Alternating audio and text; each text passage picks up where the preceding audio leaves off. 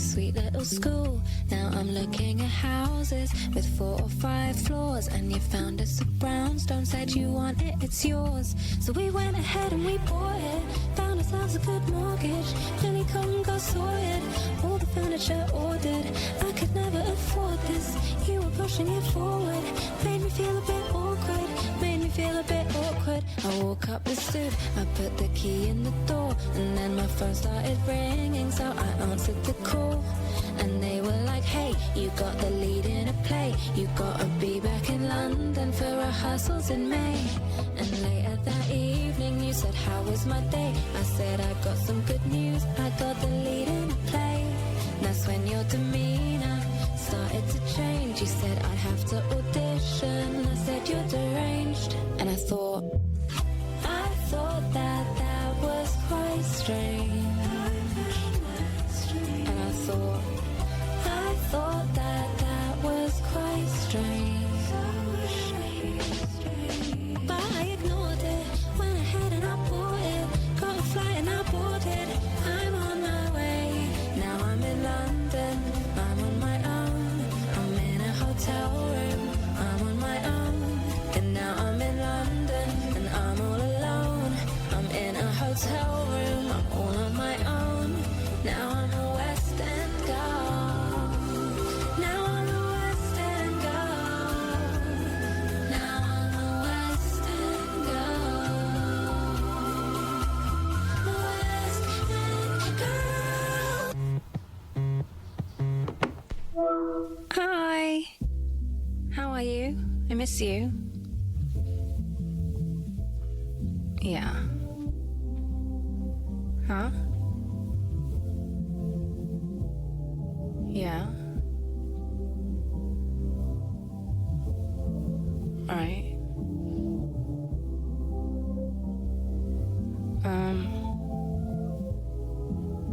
Okay.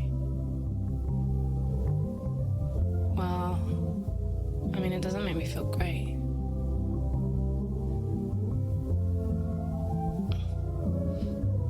Well, if that's what you need to do, then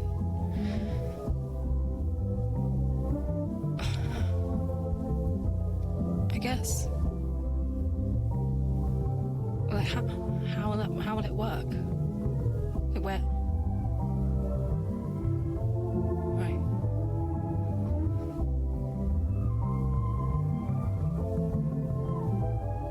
I mean, it makes me really sad, but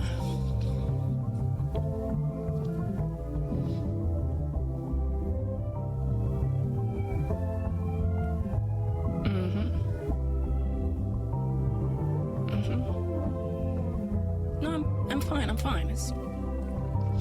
I want you to be happy.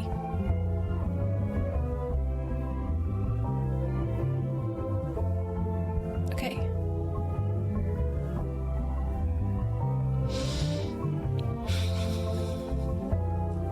Okay, I'll speak to you later. I love you. Bye.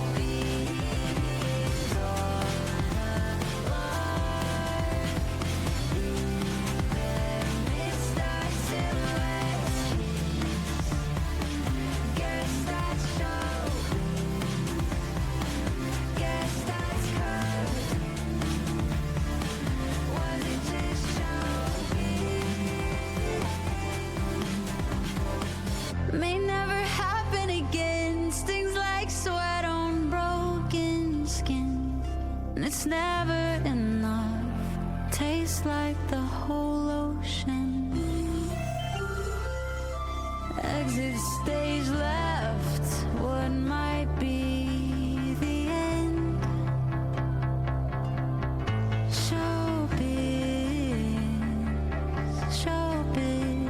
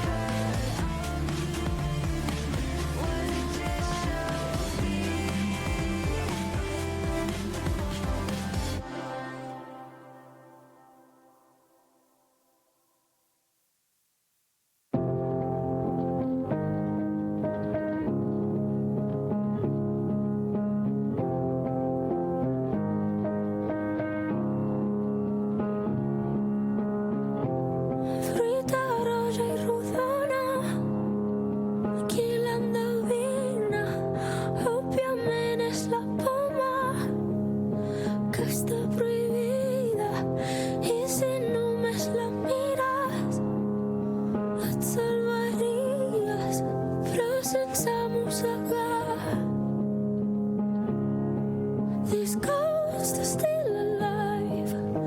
I'm still alive. Sta mes viva mai. Mes viva mai. Through my body you can see the light. Bruise me up a little of my pride. Know that I was made to divine. So hide me inside me. Outside me inside me.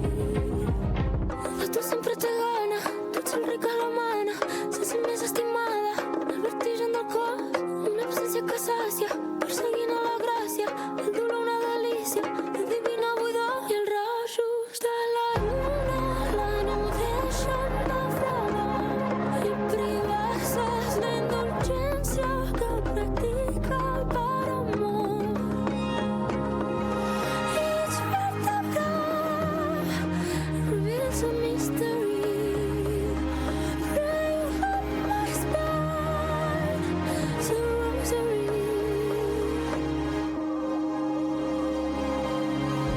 Through my body you can see the light. Bruise me up a little of my pride. Know that I was made to divine. So Special guest. We have a special guest, everybody.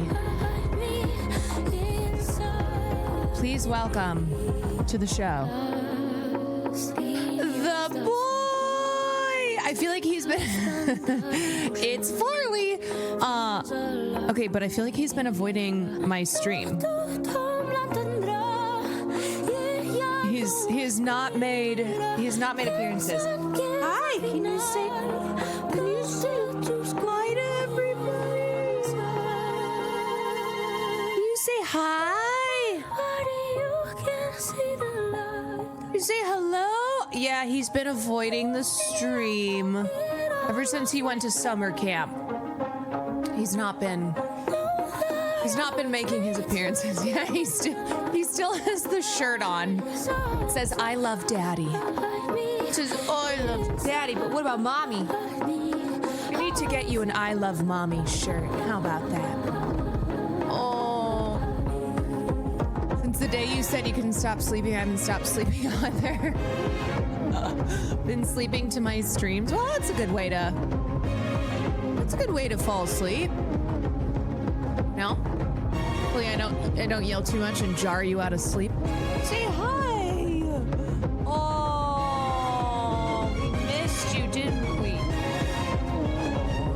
a tiny tot. A tiny tot. Okay, thank you for saying hello to everybody. Thank you. Okay, now you're already leaving. All right, that's fine. That's to be expected. All I'm good for is a walk and some din-din. Earlier tonight, I was taking him on a walk and I passed my neighbor. And my neighbor was playing ball in his front yard with his kid. And we stopped just to chit chat a little bit. I was telling him about our trip to China, and both Farley, my son, and his son were so pissed that we dared to stop for like 5 minutes and chat. His son was like, "Oh, I just want to play ball." And Farley was barking and trying to pull his leash away. And we both, like, he to his son and me to my son, were like, "Can you stop? Can you stop? We're having a neighborly conversation. Can we not?" What is this? What is this world we live in where neighbors can't talk to neighbors? Anyway. All right, raise your hand. Raise your hand if I was your number one viewed streamer this year. And then double raise your hand. Okay, put a 2. Put a 2 if last year I wasn't, and this year I was. And don't lie, because I will know. By the way, massive Hollywood Union news. Ooh, great. I'll pull that up. We'll look at that. If it's somebody else, I don't want to know. Don't tell me nobody else exists. I don't know what these 3s are. What happened with Quentin Tarantino? He died. No, he didn't die, but he should be... He should be dead for what he said. It's all, you know what's so funny? I feel like a lot of times I will talk about somebody on a stream and then the next day they do some more shit. So sometimes I'll end up talking about somebody not because I meant to, not because they were necessarily in the news doing something. I'll just happen to talk about them, and then the next day they are in the news for something, and I'm like, well, now I got to talk about them again. You're my top streamers. Slay. Okay. Let's get those numbers up. All right. I should be your only streamer. I don't care if you have to forego sleep, if you have to forego work, if you have to forego your personal life. I don't give a shit. This is the only thing that matters. My Twitch goal this year is to watch way more of your stream, and I succeeded. 637 hours watched, not including VOD time. Does VOD time count? Does VOD count? Fable Gray, thank you for the 37 months. You beat Will this year by 1 hour. Woo! Wow.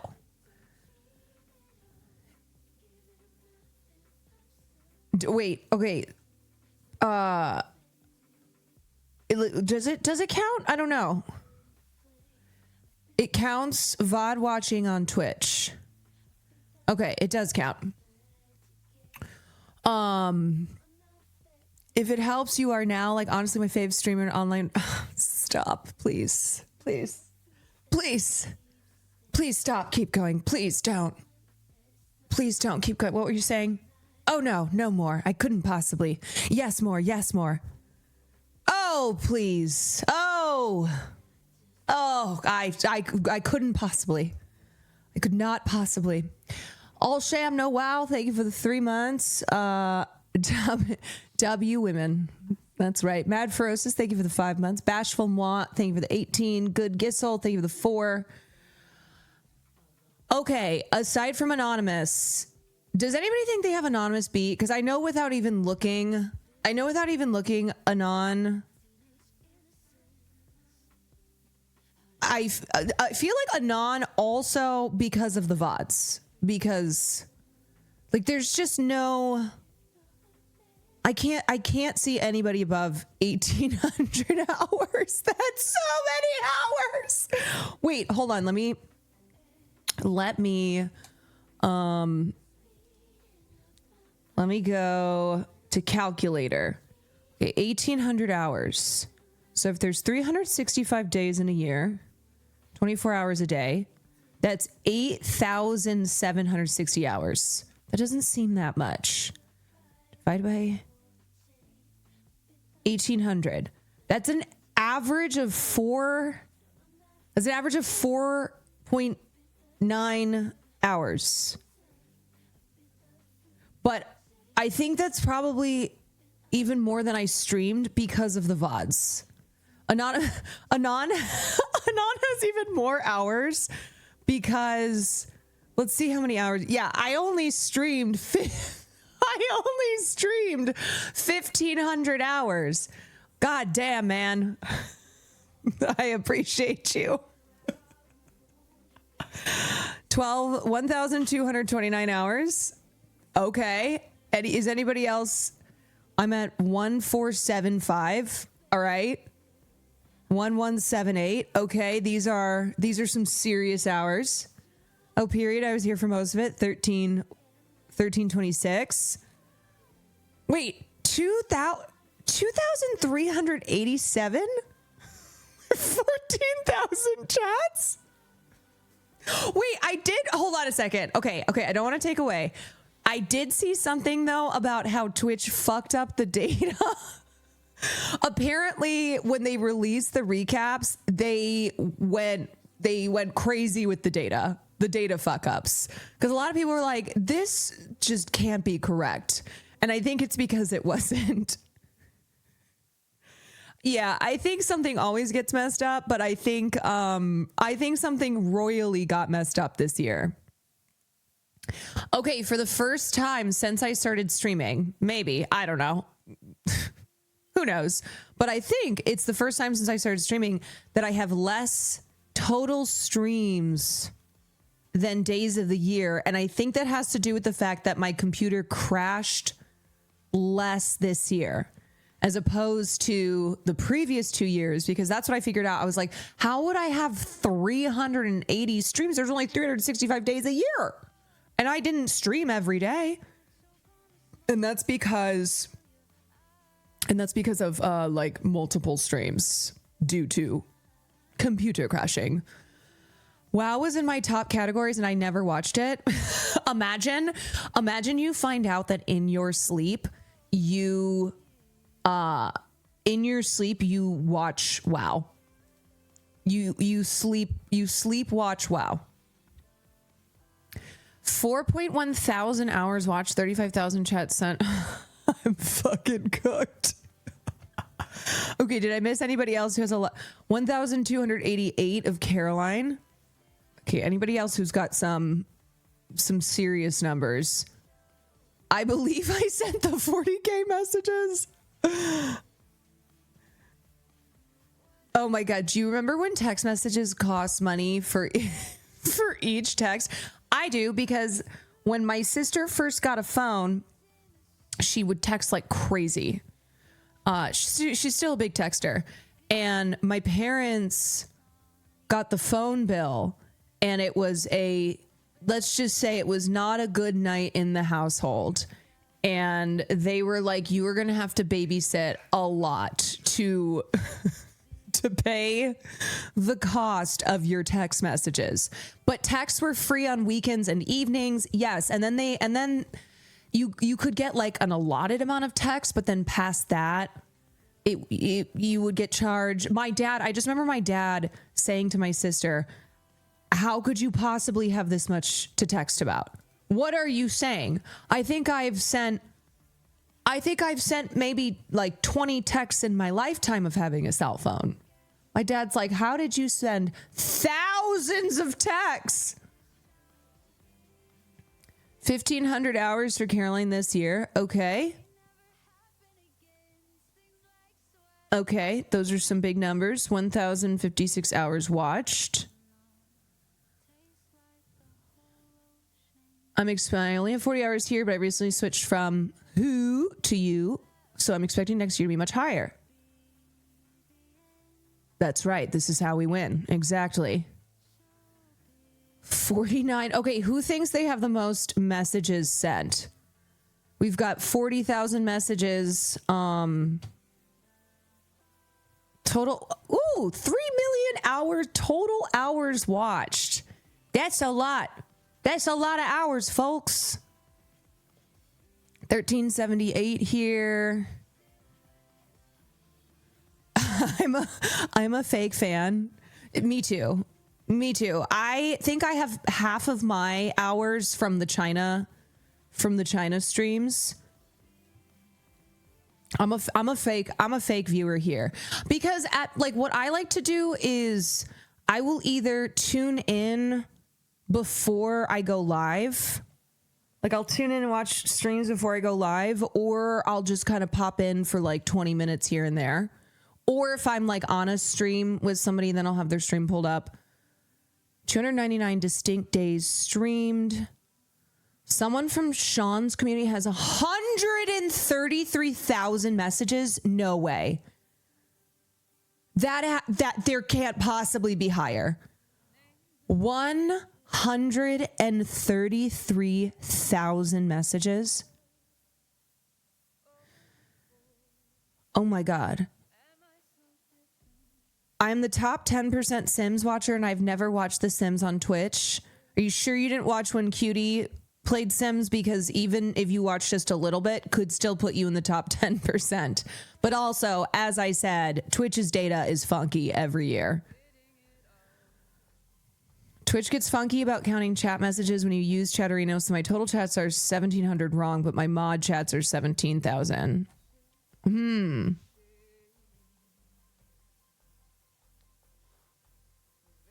I can't imagine having that much to say. I mean, I have that much to say, but that's why I'm a streamer, you know? That's why I streamed 1,500 hours. Top categories were just chatting, Minecraft, LA Noir, Peak, Night Rain, and that's it. Your top stream reached 40,000 viewers. Oh my God, who is she? Wait, when the hell would I have had 40,000? Oh.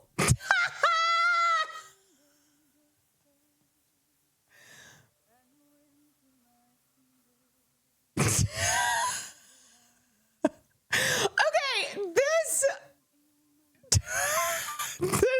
this does not count. This does not count, because unlike some other streamers out there, I do not intentionally view bot.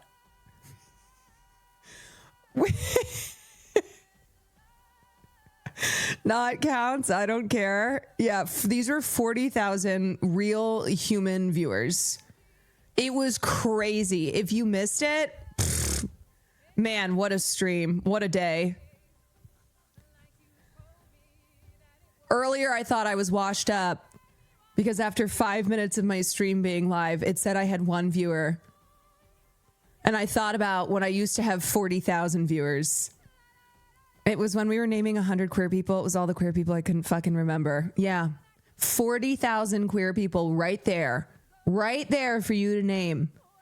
And you named straights.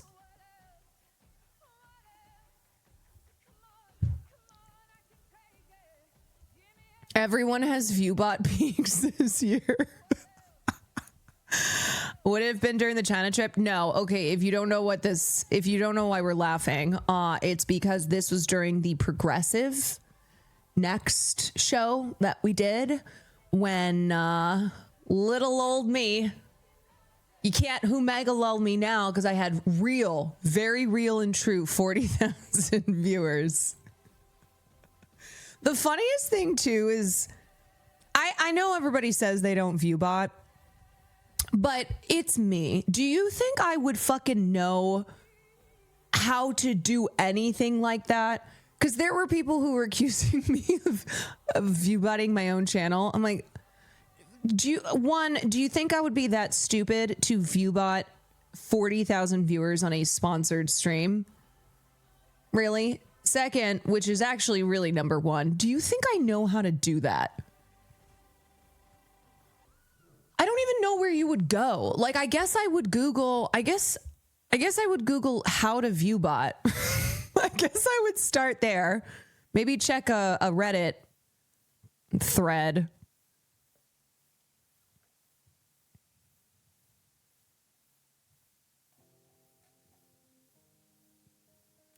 Don't you stream in the, your body would just be losing my body. My body. Top tags, English and drops enabled. 4.6 million chats received. Okay, here's our top channel emotes.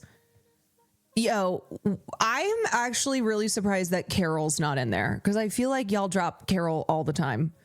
Sequan, for the third year in a row, Sequan Love. Sequan Love is one of the 5 top emotes. And this is so funny because when I first started streaming, I didn't know what emotes were. I still really don't get it, but I didn't know what emotes were. And so I just picked a free emote.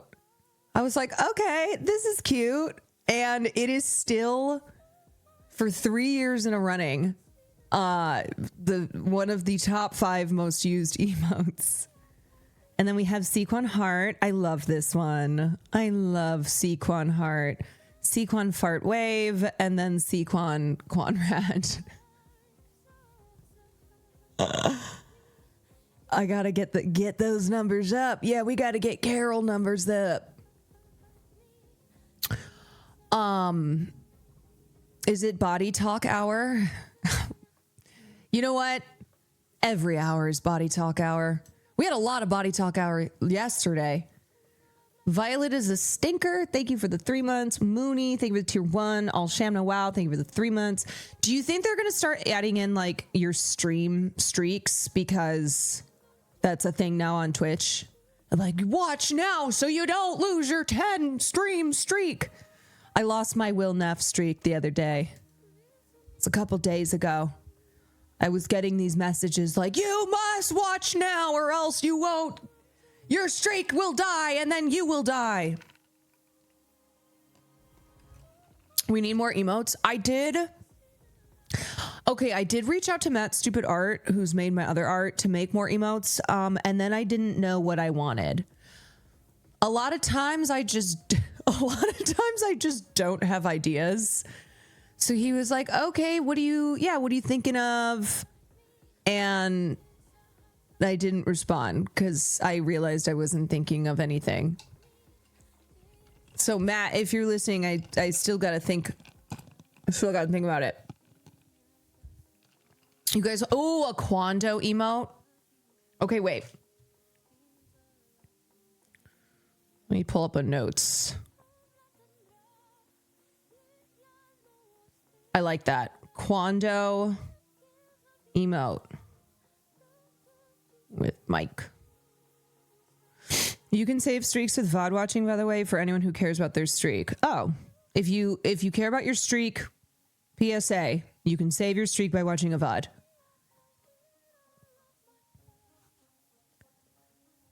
Oh, I'm making kind of a poster for you. Might post it soon. Oh, hell yeah. Tell me quando. A Palestine one would be nice. I thought we had one. Maybe not. Do you know what I want? Oh, the cutest thing that I got was a little panda. It was a panda pin that had the Palestine. It had like a Palestine heart. I really love that. I might have that pin be turned into an emote.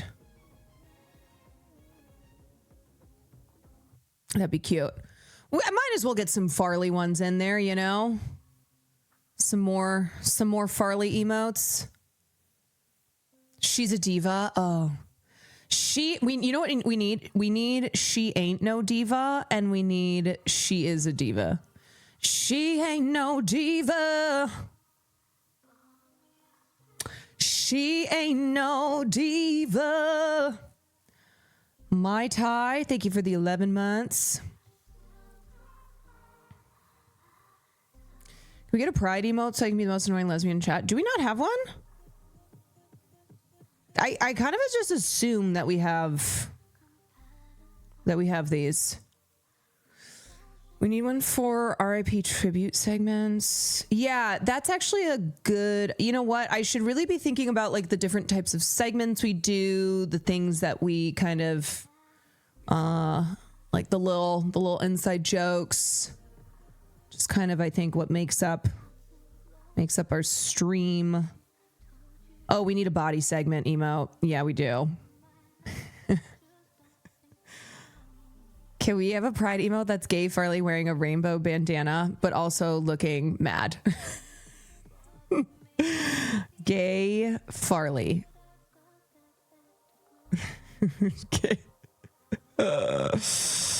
Gay Farley.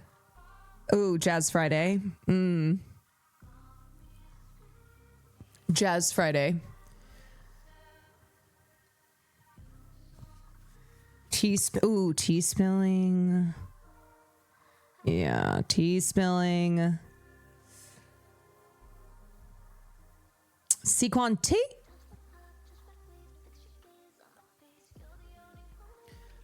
We could combine, we could have like the Quando mic, which would also work for Jazz Fridays. We need a cooking, yeah, something for the cooking dinner. Oh, a Reaper. Ooh, a Reaper emote. Okay, this is lots of ideas to start.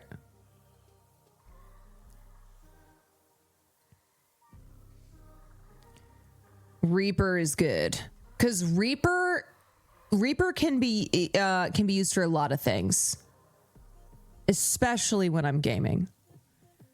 Tara, thank you for the 2 months. Adekemi, thank you for the 25 months. TK, thank you for the 16 months. Bathroom emote. Well, I don't really go to the bathroom that much, but I can put it on there. Go piss girl. Well, yeah, I do like go piss girl. Go piss girl. Oh, a fashion. Yes. Yes. Okay. Ooh, Lady Guan. Oh, I like Lady Guan too. Tech support. Yeah. These are all good. We're probably not going to get every single one, but I will get a working on this. So we'll have some fresh emotes.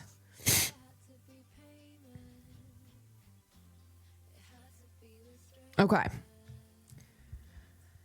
Dan TC, welcome back. Thank you for the resub. Carlos, thank you for the resub. Lavender Moon, thank you for the resub. Las Beta. Mother's my number 3 top streamer. Let's go, baby. Okay. All right. Oh, yeah. Do you guys want new sub badges as well? Are y'all over the... Well... I initially had gotten the K ones, and it only goes up to, I think it only goes up to a year.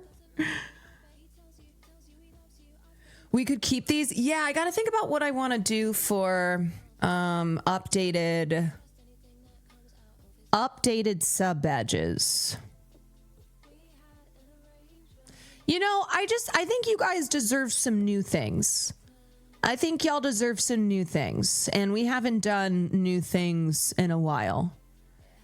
I also have started on the initial plans for doing my stream room. That's a a project that I really want to focus on in the new year. So, you know, new year, new me, new stream things. We're getting new structures. Yes. Clopaz, thank you for the 39 months. Cutie, thank you for the 4 months. Could be an interview mic sub badge.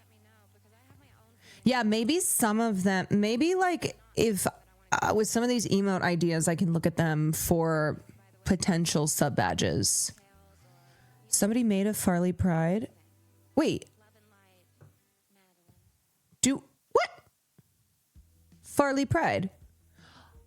I thought we had Pride. I know we have the hands and the hearts one. We do have Farley Pride. Wait, who made Cosmic Irony made that? But they specifically asked that it be considered for sub emote. Oh, I love it. I love Farley Pride. You were my second most watched. Y'all, here's what I will say. I appreciate you tuning in for whatever amount of time that you can. But if I am not your number one with at least 2,000 hours next year, which will be more hours than I actually stream, don't even bother coming back. If you don't have more hours in here than I have streamed in the year, if you're not pulling anonymous numbers, don't even bother returning. This is the word of Lady Guan. I run a tight ship. I run a very tight ship. Lady Guan hath spoken. Okay, so we have emotes, sub badges.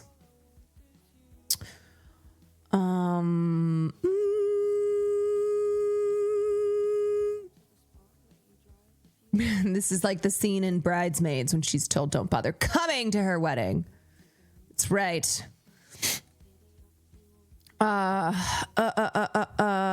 Okay, anything else? Can we see Farley? He already made his appearance. He's not coming back. He's retreated into the darkness. He has retreated into the darkness. Yes, I have Lady Guan emote on the on my little notes app.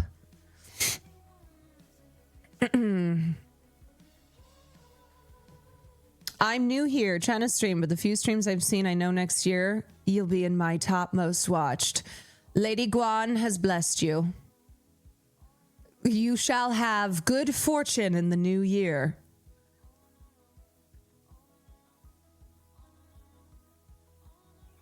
Farley ominous blob. I thought we already have one, don't we? I think we have the ominous blob.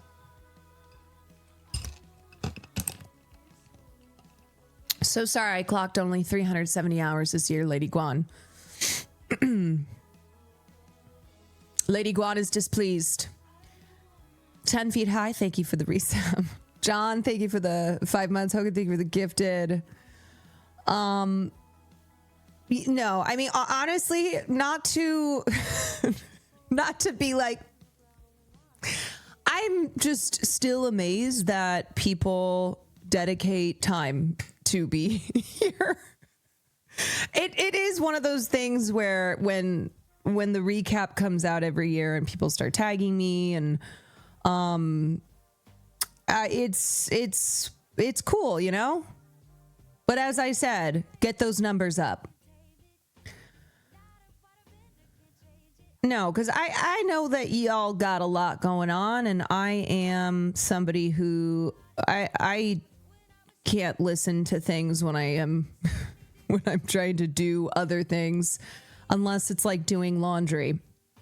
So I guess shout out to people's ADHD or whatever else allows them to be able to listen to a stream and do other things in their life. And then also, also chit chat. Okay, wait, sorry. I'm just got to see one thing.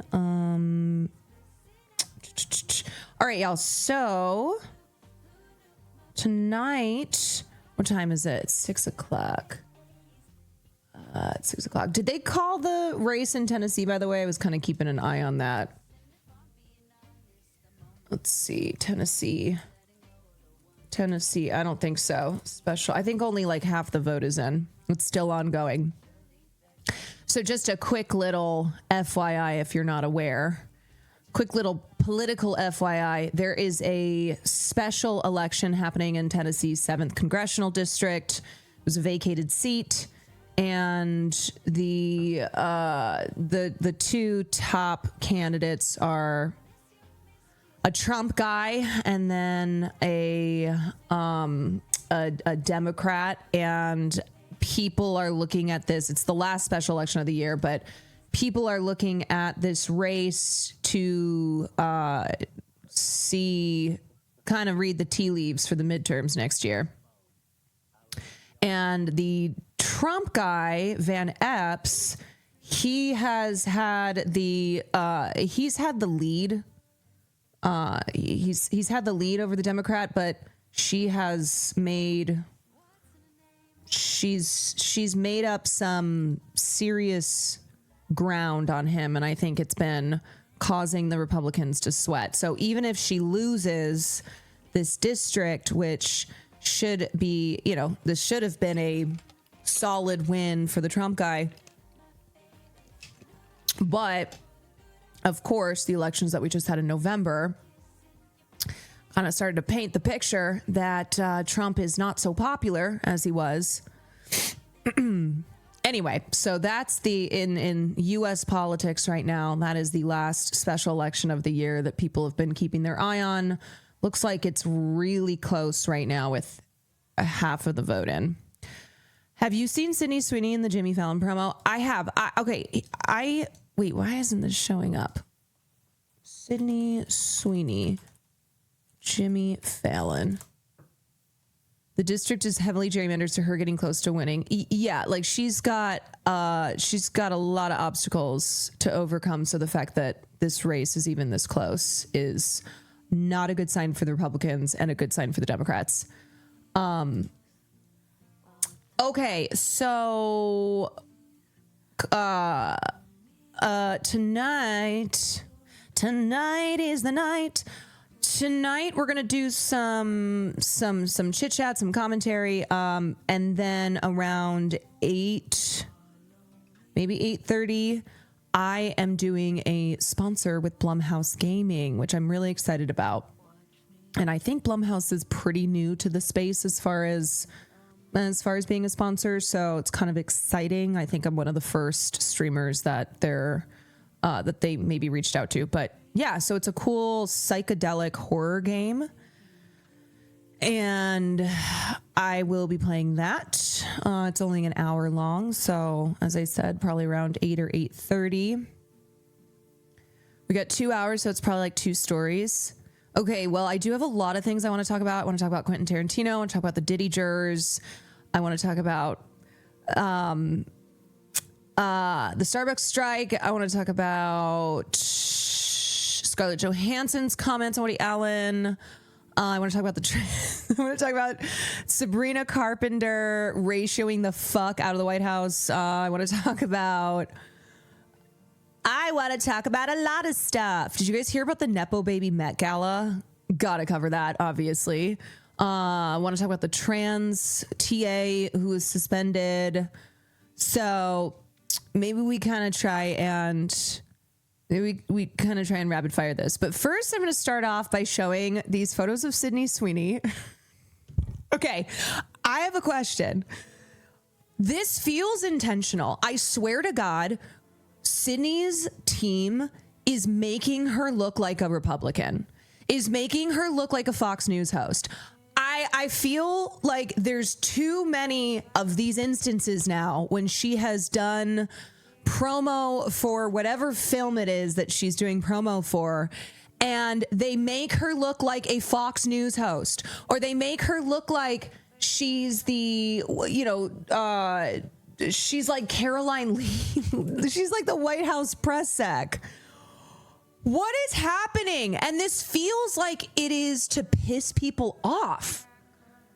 The red really brings out her Republicanness. You know what I mean? Like, obviously, Sydney Sweeney is fully aware of how disastrous her PR has been this year, and she knows, and her team knows. So the fact that they seem to be leaning into this MAGA vibe, I feel like it's on purpose.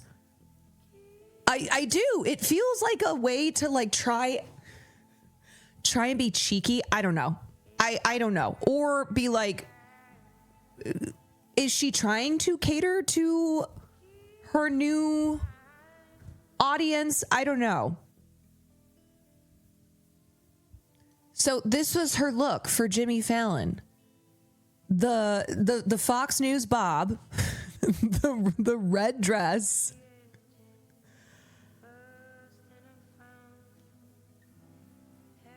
Someone said, is she aware? Yes. No, she's aware of everything. And we covered that interview with that journalist who did a terrible job, who could have pushed back just a little bit when Sydney Sweeney was like, oh yeah, I mean, when there's something that I think is important, then I'll speak out about it. It's like, girl, I can think of 100 things that are important that you can speak out about. No, I think she doesn't give a fuck, honestly. Which considering like a year or two ago,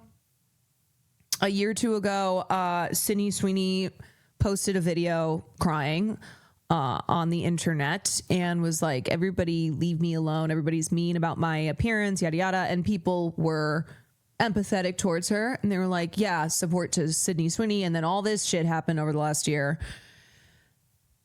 Anyway. Mean ? It was her responding to people on the internet being mean, which is par for the course, right?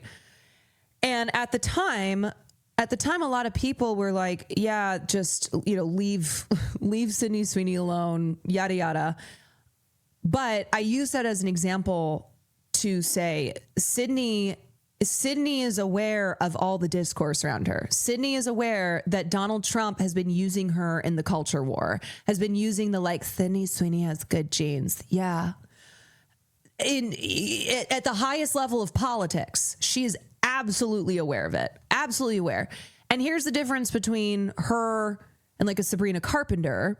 When Sabrina Carpenter, and same with Olivia Rodrigo, because her music was used in an ICE video where they were like beating down on immigrants, and Olivia Rodrigo told them, never use my music again, go fuck yourselves.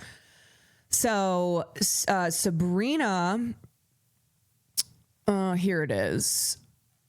Look at this disgusting video. Have you ever tried this one? It's just so cruel and disgusting. And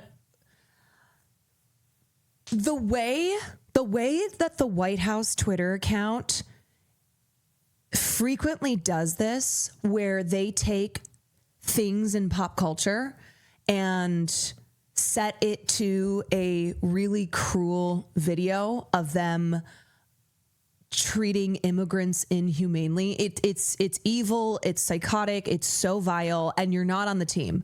You are not on the team, okay? You don't get to use Olivia Rodrigo's music. You don't get to use Sabrina Carpenter's music. You're not on the team. Have you ever tried this one? Have you ever tried this one? Have you ever tried this one? I know you want my touch for. It's just it's so gross. It's so gross. Sabrina Carpenter's Have You Ever Tried This One? It's like it's a tongue-in-cheek, move that she does at her concerts, and absolutely is the exact opposite vibe of what the White House is doing towards their treatment of immigrants. It's nasty. And then Sabrina said, this video is evil and disgusting. Do not ever involve me or my music to benefit your inhumane agenda. This may be up there with one of the biggest ratios. Her tweet has, I bet you this is going to top out. I bet you this is going to hit at least 1 million. It's at 852,000 likes right now. Truly a devastating ratio, but in a good way. They don't have any pop music on the right, so they use whatever they can. Yes, this is another example of how fascists steal. Fascists steal because they cannot create, and so they steal from they steal from popular culture. Case in point, the way that red-pilled alt-right dumbasses have tried to claim the Matrix as their own, claim that, that's where all like the red-pilled stuff comes from, how they will take songs from pro-LGBTQ, pro-immigrant, pro-progressive human rights artists, popular artists like Olivia Rodrigo and Sabrina Carpenter, and think that they can just, they don't give a fuck, obviously. They're just gonna, they tried to claim Pepe the Frog. Oh, yeah, singing. Oh, my God, we never even talked about that. I'm sorry. I'm like super hyper right now.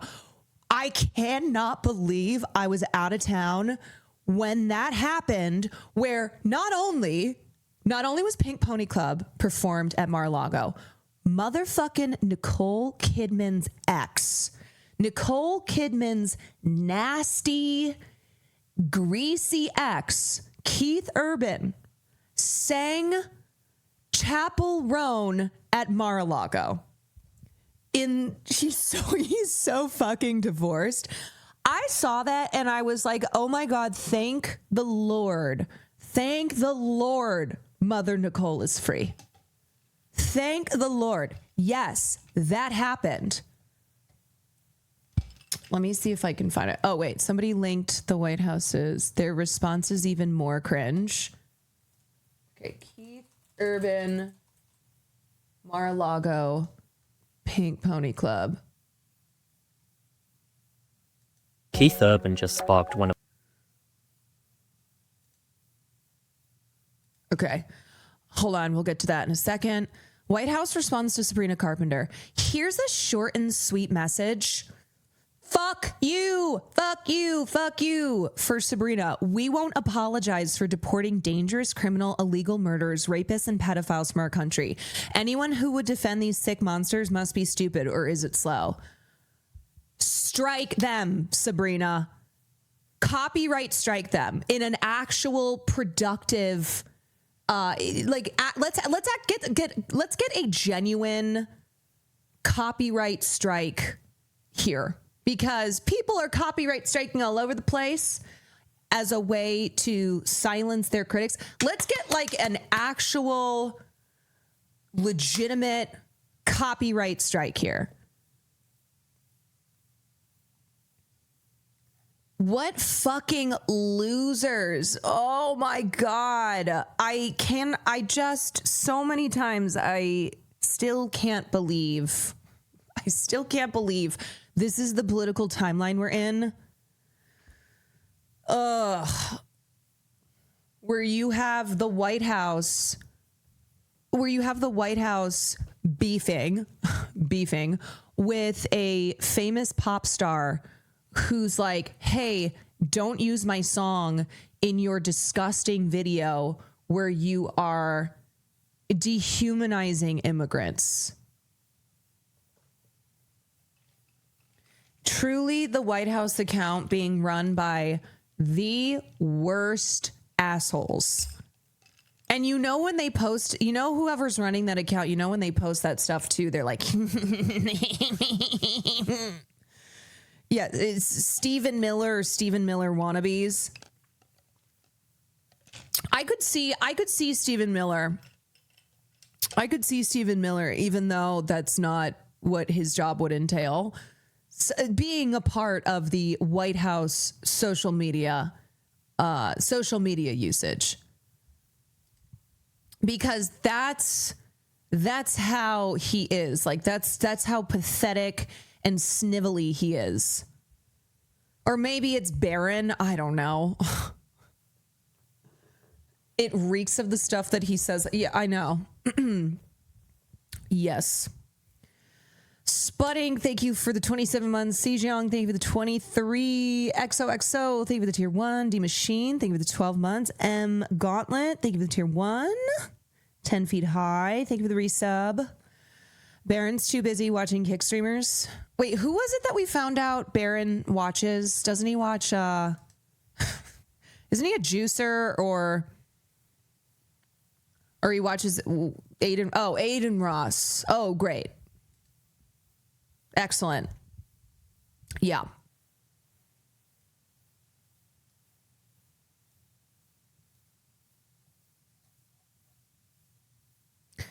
Old acquaintances of mine found out their music was used as a means of torture in Guantanamo Bay. They sued for a symbolic amount of $666,000. Oh my God, that is so sickening. That is, oh man, the way that evil people steal art that is not at all reflective or meant for their evil will. You know what's funny to me? Hey, White House, why don't you use Kid Rock songs?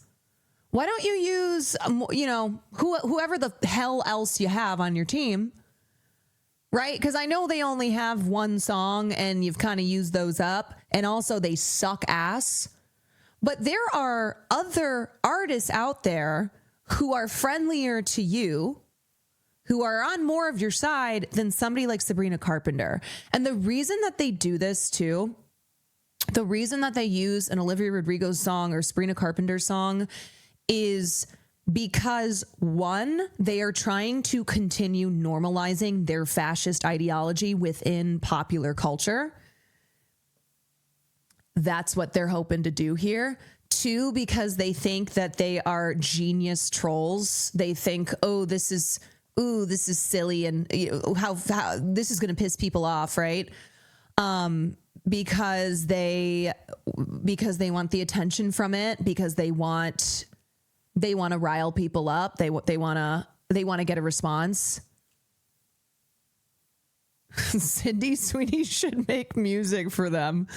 But I think this goal to control culture, to continue normalizing fascist ideology within our current culture, that is an example of what this is. That is wanting to co-opt and control culture that you did not create, and that is the antithesis of what the Trump regime's ideology is and what their goals are. But that's how it goes. Fascists steal culture. They take it for they take it for themselves, and they try and twist its meaning to fit their vacuous ideology. And it's a power play. Yes. Yeah, it's a power play. Of course, you have the White House account. Yeah, you have the White House account posting this video. It's basically a, what are you going to do about it, right? We're in power.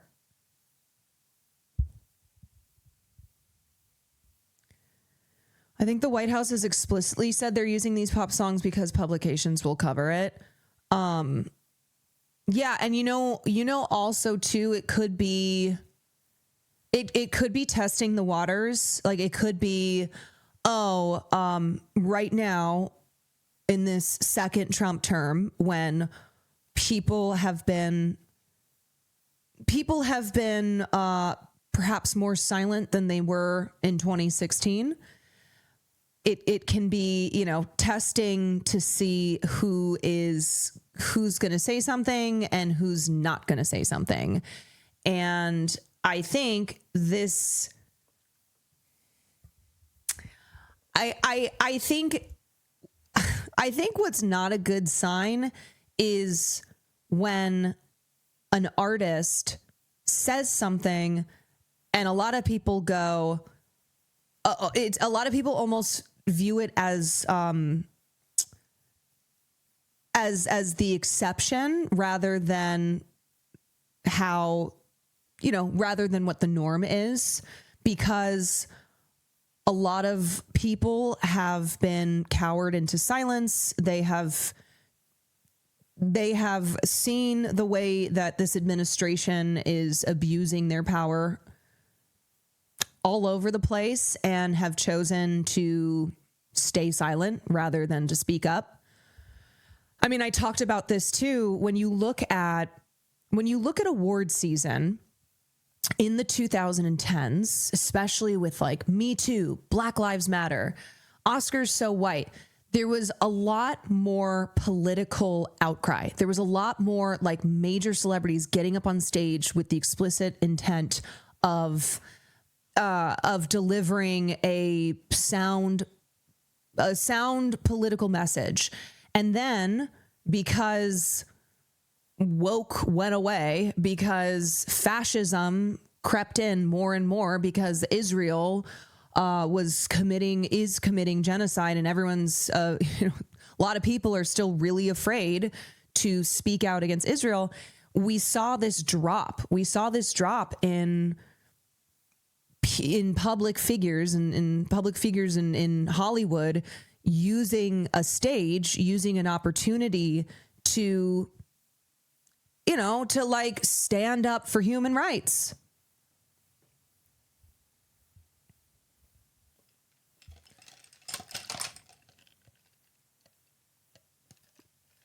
Fantano made a video about it. Could be, is this the Taylor Swift is a coward?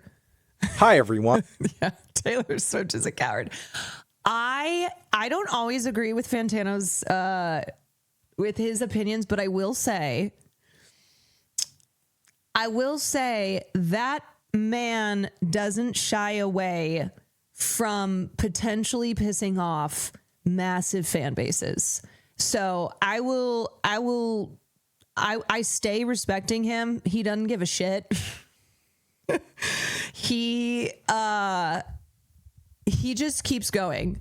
And the thing is, the reason too that I respect it, and that even if I don't always agree with him, I appreciate what he does, is because, like we were talking about yesterday, when we were discussing how stand-up has gotten out of control, and now we have stalkers being rewarded for their behavior. People like Simone Cromer, aka Club Chalamet, who gets a Wall Street Journal profile. And we have stans controlling a lot of the conversation. We have stans having amassed so much cultural power now that it affects music reviews. It affects journalists being able to feel like they can do their jobs. Anyway, so I don't want to live in a world where culture is being controlled by people who are ultimately just parasocialists and are not interested in any genuine critique, do not have the ability to separate being a fan from being a stan. I don't want us to continue in this direction where less and less people are afraid to voice their opinions on art. I don't want to live. I know, Queen, me too. Yeah, clip that. I don't want to live. Sky Nacho, thank you for the 9 months spudding. Thank you. Okay. Let me watch this. Let me watch this. I might watch the Fentano video another day. All right, so this is what I was talking about. Keith Urban covered Chappell Roan's Pink Pony Club during a private party at Mar-a-Lago this past weekend, where Trump was in attendance.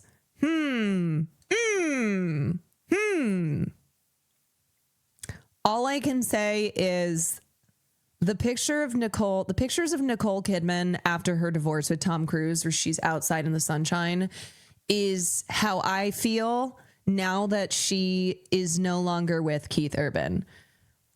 I never understood that. And we did a whole stream one day uncovering more of Keith Urban that we were not aware of. And if you missed that stream, I will say it was one of the funnier ones that we've had here when we discovered Keith Urban's song titled, what was it? Cop Car? Yeah. The blue from the lights shining in her eyes looked like freedom. Yes, the musical stylings, the incredible poeticism of Keith Urban. When was the date on that VOD?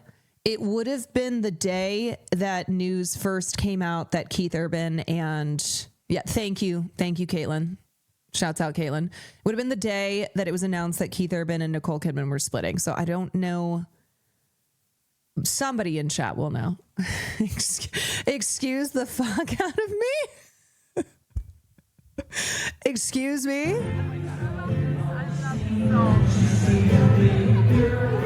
Like, why didn't Keith Urban perform that song at Mar-a-Lago? Why are they performing Pink Pony Club? Is it maybe because these losers don't have good music of their own that they have to perform Chappell Roan, who's made it very clear that she hates everything they stand for, who at her concert that I was at said, fuck ICE, who has been very explicit in her politics?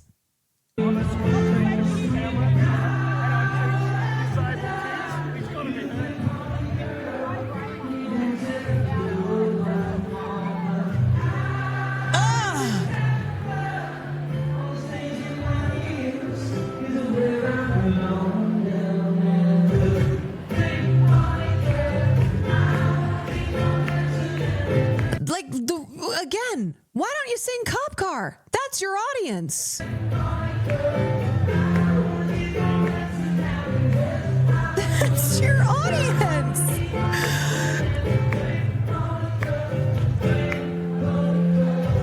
It should be a law that no man can sing a Chappell song. It should at least be a law that no one can sing a Chappell Roan song at Mar-a-Lago, or just in general, Keith Urban. That should be against the law. Keith Urban should just be against the law. Conservatives hate that they can't make good art, so they just enjoy our art while ignoring what it's really about. Yeah. Can we ban Keith Urban?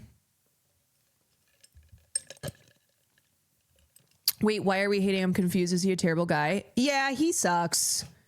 He sucks, and I'm going to say it. So does his music. I'm just going to say it. And I'm not just saying that because he's no longer with Nicole Kidman. Very brave take. Yeah, I'm dropping some truth nukes over here. I'm dropping some truth nukes. I will be so honest without trying to sound parasocial. Without trying to sound parasocial,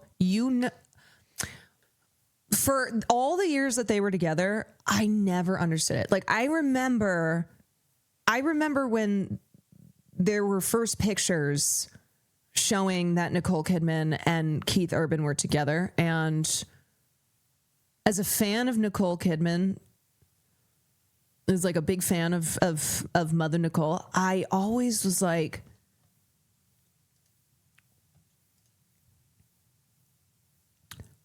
why? There must be something going on here that we, the people, simply are not aware of. Okay, wait. Tennessee's been called. Tennessee, or is that just by?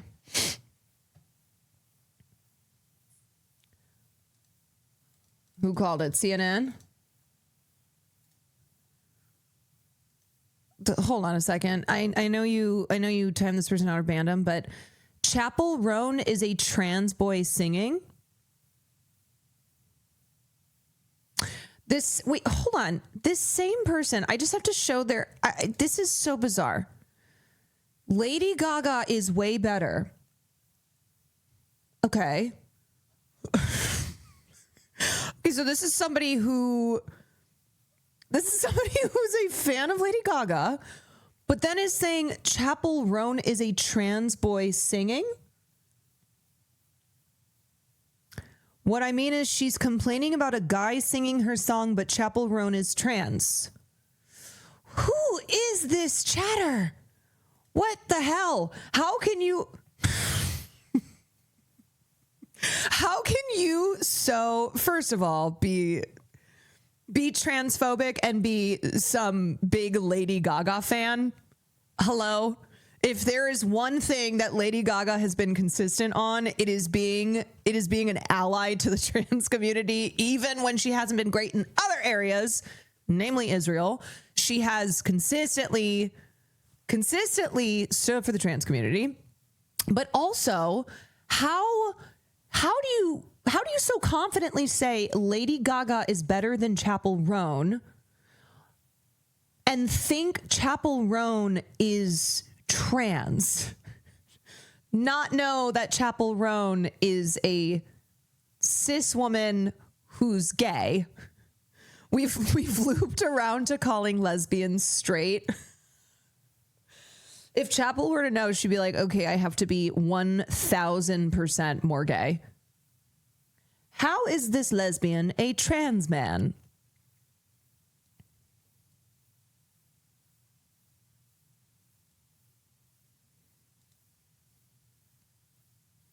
I think they might be legitimately confused. Sometimes people stumble in here and I'm like, where'd you come from? What's going on? What's going on up there? What are you like in real life? What hole did you crawl out of?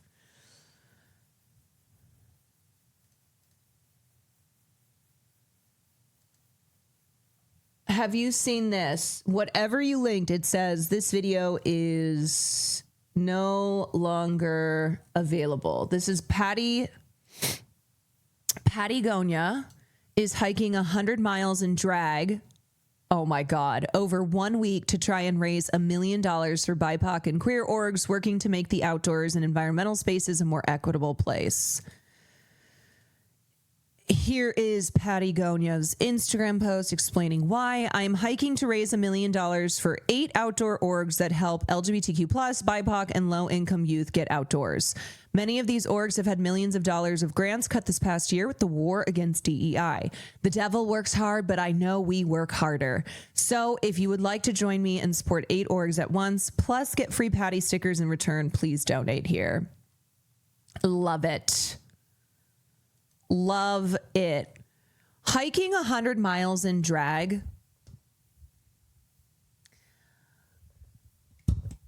Homophobes could never. They truly could never.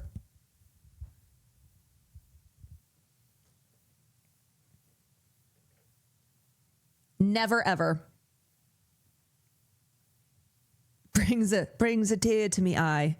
Do you know what I'm really excited for? I'm excited that Cutie added a panel of drag queens doing red carpet fashion at the Streamer Awards. And I hope that by including this panel of drag queens, and then also Drag Trashly being a fabulous drag queen who was nominated for Hidden Gem, I hope that this, not just puts a spotlight on drag performers on the platform, but also reminds little idiot streamers that they need to get with the program. And I just hope that these drag queens are met with overwhelming love and support. I hope it'll expose some of those dillweed reactionary streamers, how nice they are. I mean, I think it's a great opportunity to have that many eyeballs across a lot of communities, to be putting a spotlight on how like hilarious and warm and wonderful drag queens are, and that you don't need to make a face or be fucking stupid because this is something you may not understand, or because you just have really narrow-minded, you have a very narrow-minded view on how people should be. You know, it's like they're performers. Aren't we all performers on this platform? If you're a Twitch streamer, aren't you an entertainer? Aren't you performing? Drag queens are also performers. They just put more effort in. How about that? Drag queens are also performers. They just put in a hell of a lot more effort than some of these other people.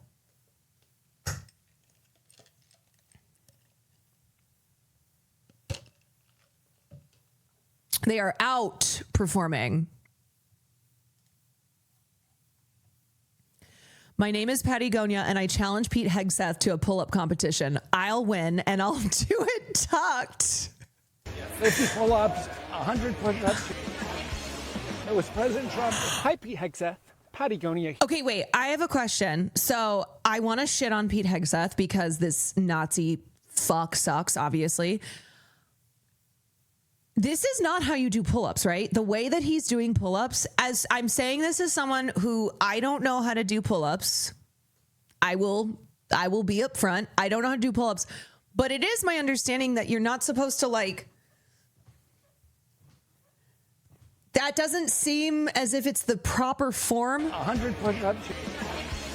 It was President Trump. Hi, Pete Hegseth.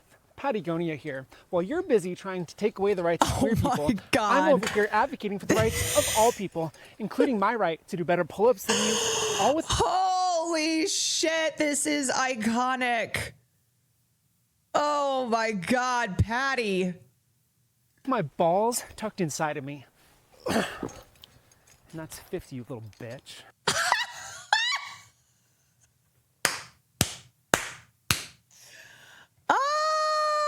Wow. That's 50, you little bitch. Does it while speaking to the camera, breathing evenly paced, and then walks away with a swish of the hair. That's what we call mogged. God damn, I love Patagonia. Oh, his staff hates him. Pete Hegseth, secretary spelled with 2 S's. Secretary spelled with 2 S's. Secretary of War. Yeah, they either hate him or they're just as stupid. I don't know. SS Retary. SS Criteri. I mean, I think he does like that. I think he very much so. I think this is the type of guy who has fantasies. Who has fantasies of being like an SS commander. Like he probably thinks about Nazi Germany and envisions himself as one of the as a member of Hitler's SS.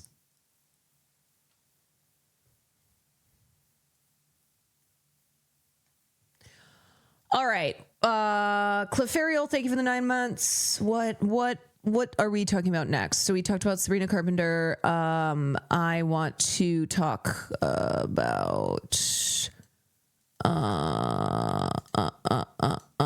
okay, let's talk about Scarlett Johansson. You don't have piece of shit hair like that if you don't LARP as like some sort of luff-waff piece of shit.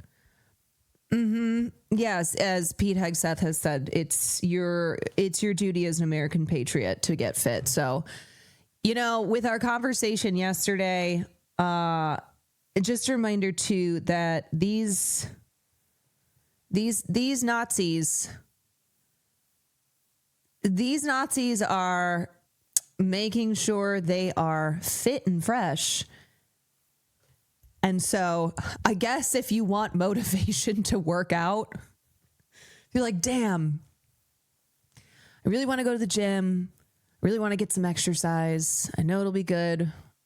Now it'll be good for my mental, for my physical, but you just simply can't find the motivation.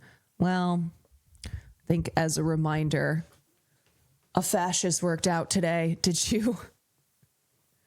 News on the diddler? Yes, we'll talk about that afterwards. Okay, so Scarlett Johansson says it's hard to know the impact of her support for Woody Allen. It's important to stand up for what you believe in.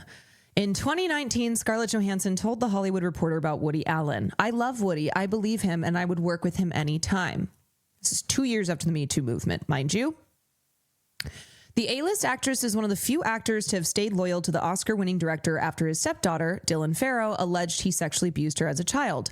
Not to mention as well that he married his essentially his adopted child. I mean, it was Mia Farrow who adopted Suni Previn, but Woody Allen was her father figure.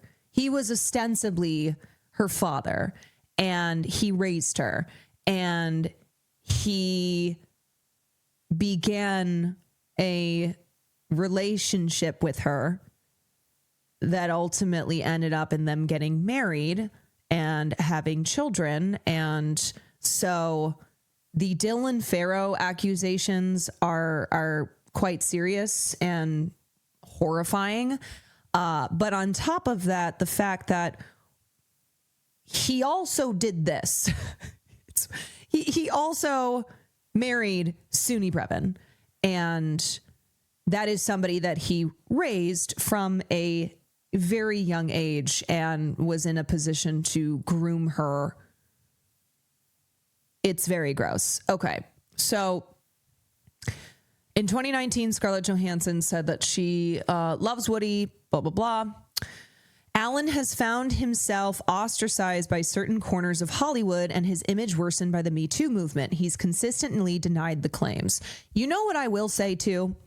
Woody Allen, though, is one of the few people who's been quote unquote canceled, which I hate using that term, but that's just the term that people apply to powerful men in an industry like Hollywood, facing consequences for serious allegations of abuse. Anyway, he's one of the few who he has never really he's never really said, oh, my life was ruined. I lost all my friends. I don't have anything anymore because I got unfairly canceled, in the way that a lot of others have. And I don't think that's a it's not to say it's a good reflection on him, of him kind of maybe having a moment of self-awareness. I think what it is a recognizing that even when all that stuff came out on Woody, even when it's like before the Dylan Farrow allegations, we've known that he married Suni Previn. People still stood by Woody Allen. He's still winning international awards. He's still being talked about favorably by major actors in the industry. And so I think it's an honesty, but not one to give him any credit, that he didn't claim like other powerful men in the industry that like his life had been ruined by the allegations.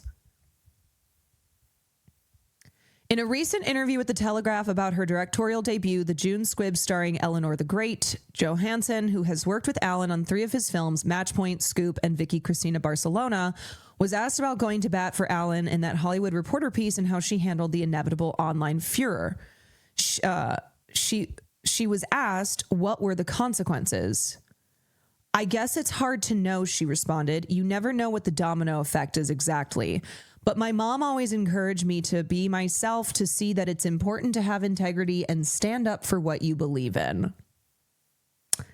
At the same time, she continued, I think it's also important to know when it's not your turn. I don't mean that you should silence yourself. I mean, sometimes it's just not your time. And that's something I've understood more as I've matured. So the main thing that kind of made me roll my eyes at this is her talking about having integrity. Now, there have been some situations recently where Scarlett Johansson has stood up for herself in a way that I have agreed with.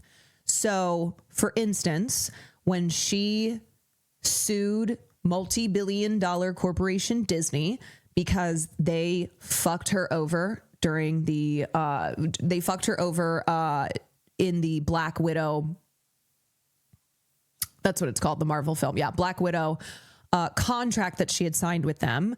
And she ultimately was victorious in that settlement when she stood up for herself against Sam Altman stealing her likeness for his weird, creepy, poor imitation of the Spike Jonze film Her. Now, there are other instances that Scarlett Johansson has not demonstrated integrity, one of which is when she stepped down from being an Oxfam ambassador due to her partnership with SodaStream. And SodaStream, the reason that it was problematic is because she did an ad for SodaStream, and SodaStream has a plant in the West Bank. So SodaStream is situated in an illegal settlement that per international law is illegal.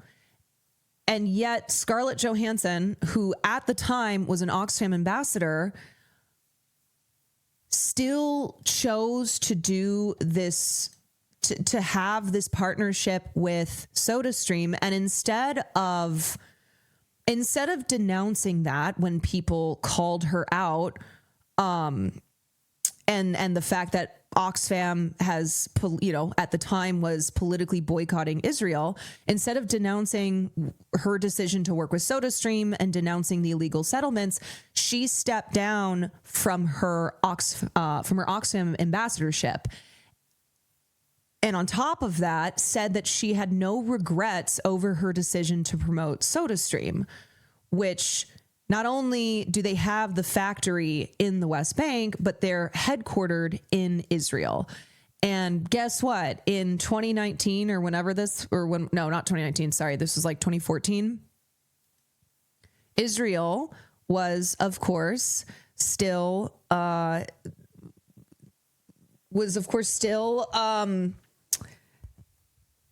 doing what they've been doing for a long time and subjecting Palestinians to a system of apartheid. We're building settlements in the West Bank illegally. And Scarlett Johansson had an opportunity there to quietly back away from her sponsored relationship with SodaStream, and instead decided, oh no, I'm going to step back from my humanitarian work. SodaStream is originally an Israeli company. It's now owned by Coca-Cola. Yeah, so this was a big deal when it happened, and then over the years, people have continued to mention this controversy in regards to Scarlett Johansson, and especially when ScarJo is talking about integrity, which again, she's talking about integrity in relation to her standing up for Woody Allen in 2019. And it's like, girl, what kind of integrity? What's your definition of integrity when you chose to promote a company that is not just headquartered in Israel, but has a factory in an illegal settlement in the West Bank?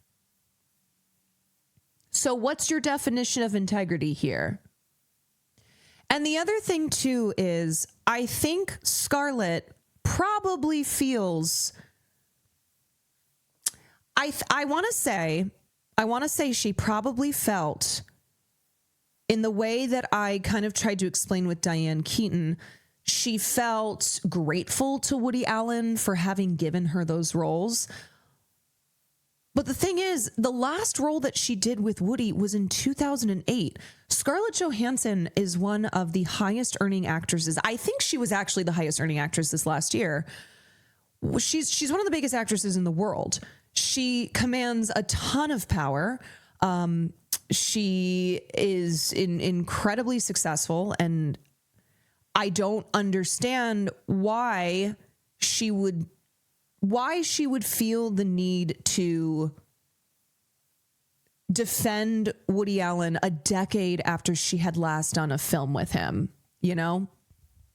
And according to her, it's because her mother taught her to have integrity and stand up for what she believes in. But then she goes on to be like, I think you should know when it's not your turn. And I'm like, what does that mean? What do you mean by that, as a follow-up? Johansson also said to The Hollywood Reporter in 2019, I see Woody whenever I can, and I've had a lot of conversations with him about it. I've been very direct with him, and he's been very direct with me. He maintains his innocence, and I believe him. The late Diane Keaton also defended Allen through the allegations. He released an emotional statement about their relationship after the news of her death broke in October. But many actors who have worked with him, including Michael Caine, Timothée Chalamet, and Greta Gerwig, have publicly expressed regret about doing so.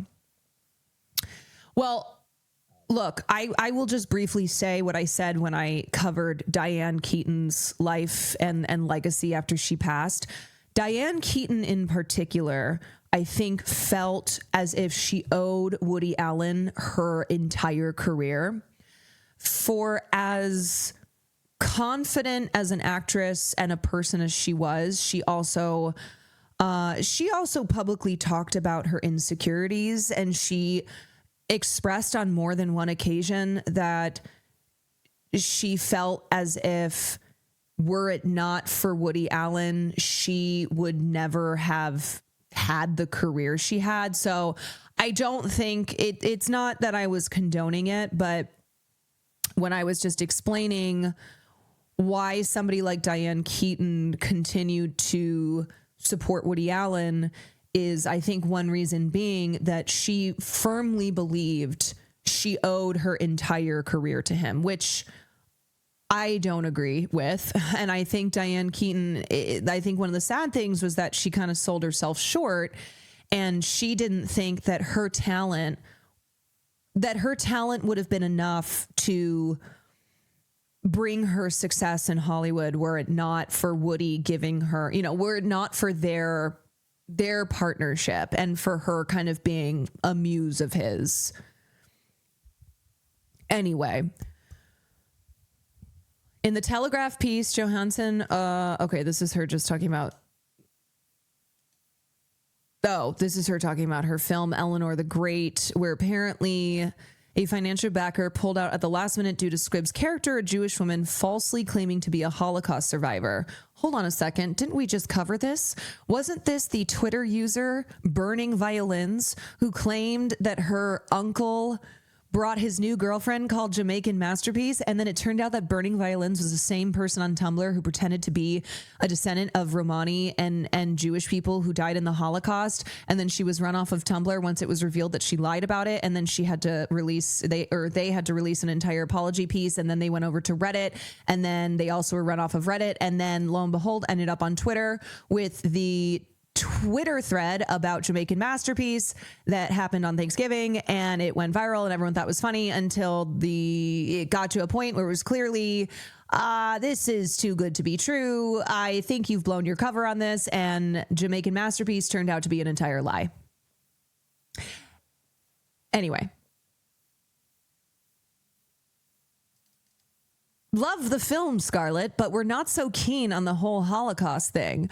Can we have the character lie about something else? I have not seen this film, so I can't really speak to this, but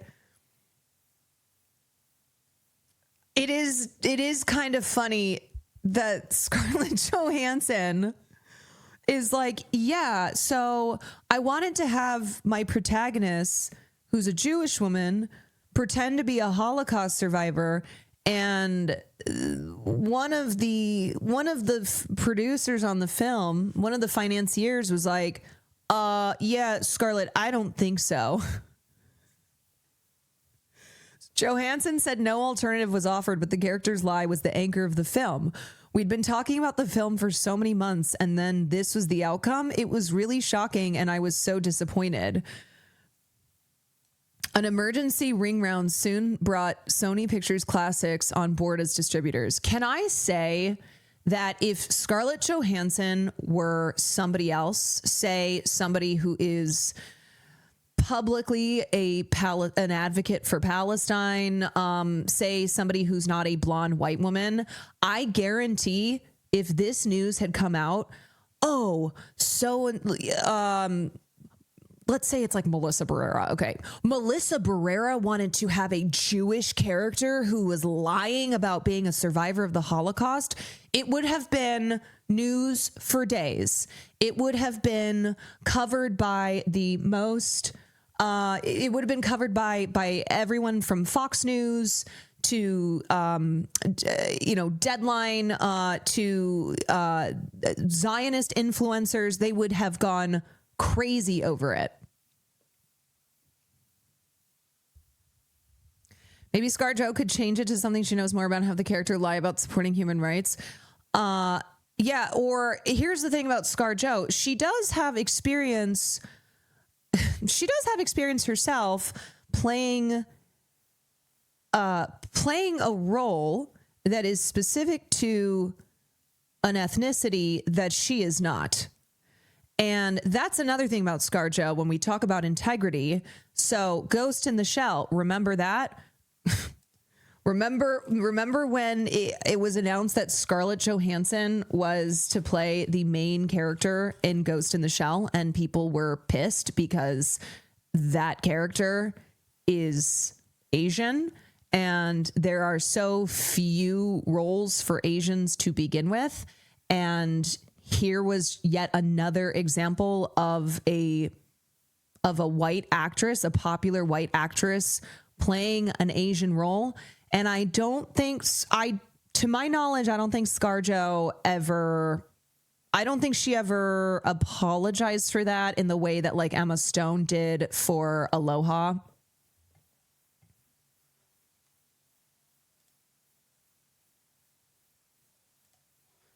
She didn't. Okay. I didn't think so.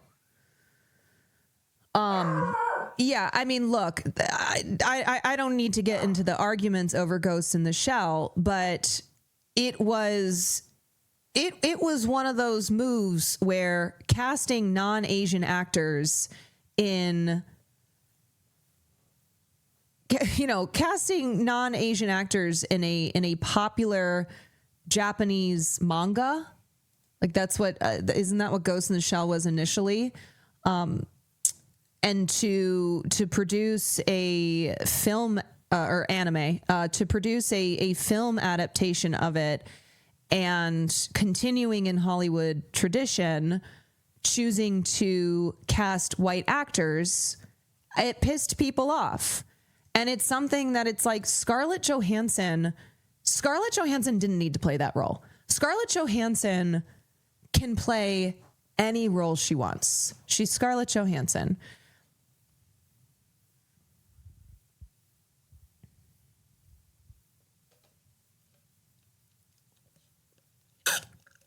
Also, the narrative of that movie was kind of tone deaf about whitewashing in and of itself. Yes, and Ghost in the Shell came out in 2017, which was also around the time of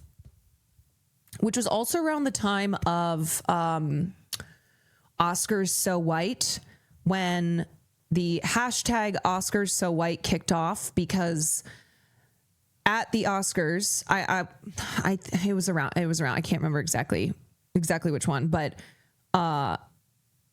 there were a total of 20 acting nominees, and not a single acting nominee was a person of color. And this was also, this was Green Book season as well.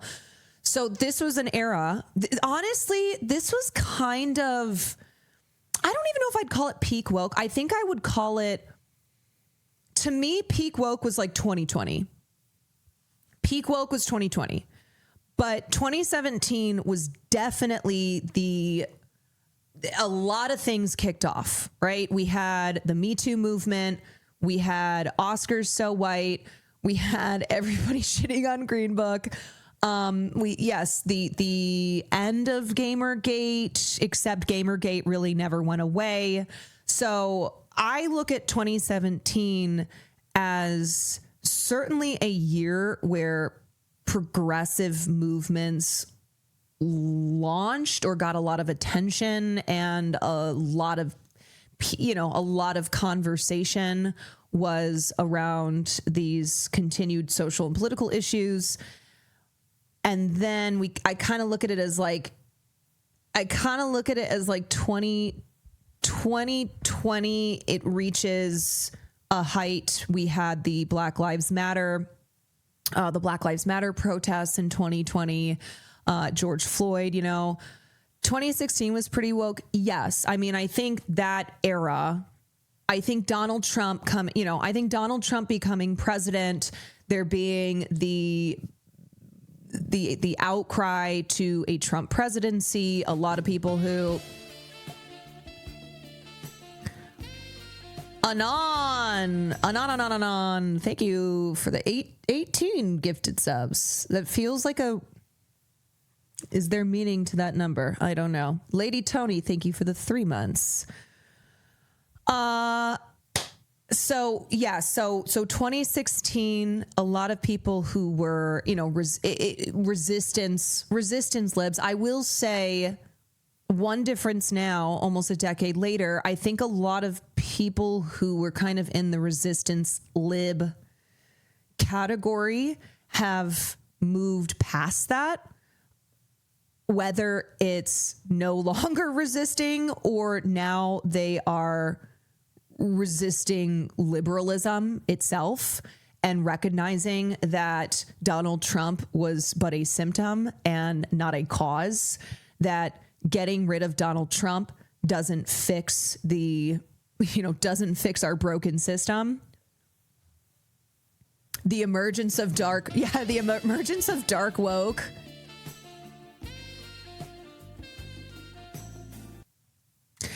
Hogan Long, thank you for the 19 gifted subs. Wow. One-upping the 18. Thank you. Or resistance libs might have turned Zionist.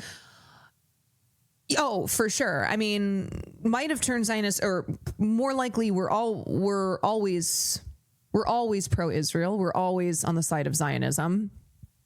people who would call themselves liberal Zionists.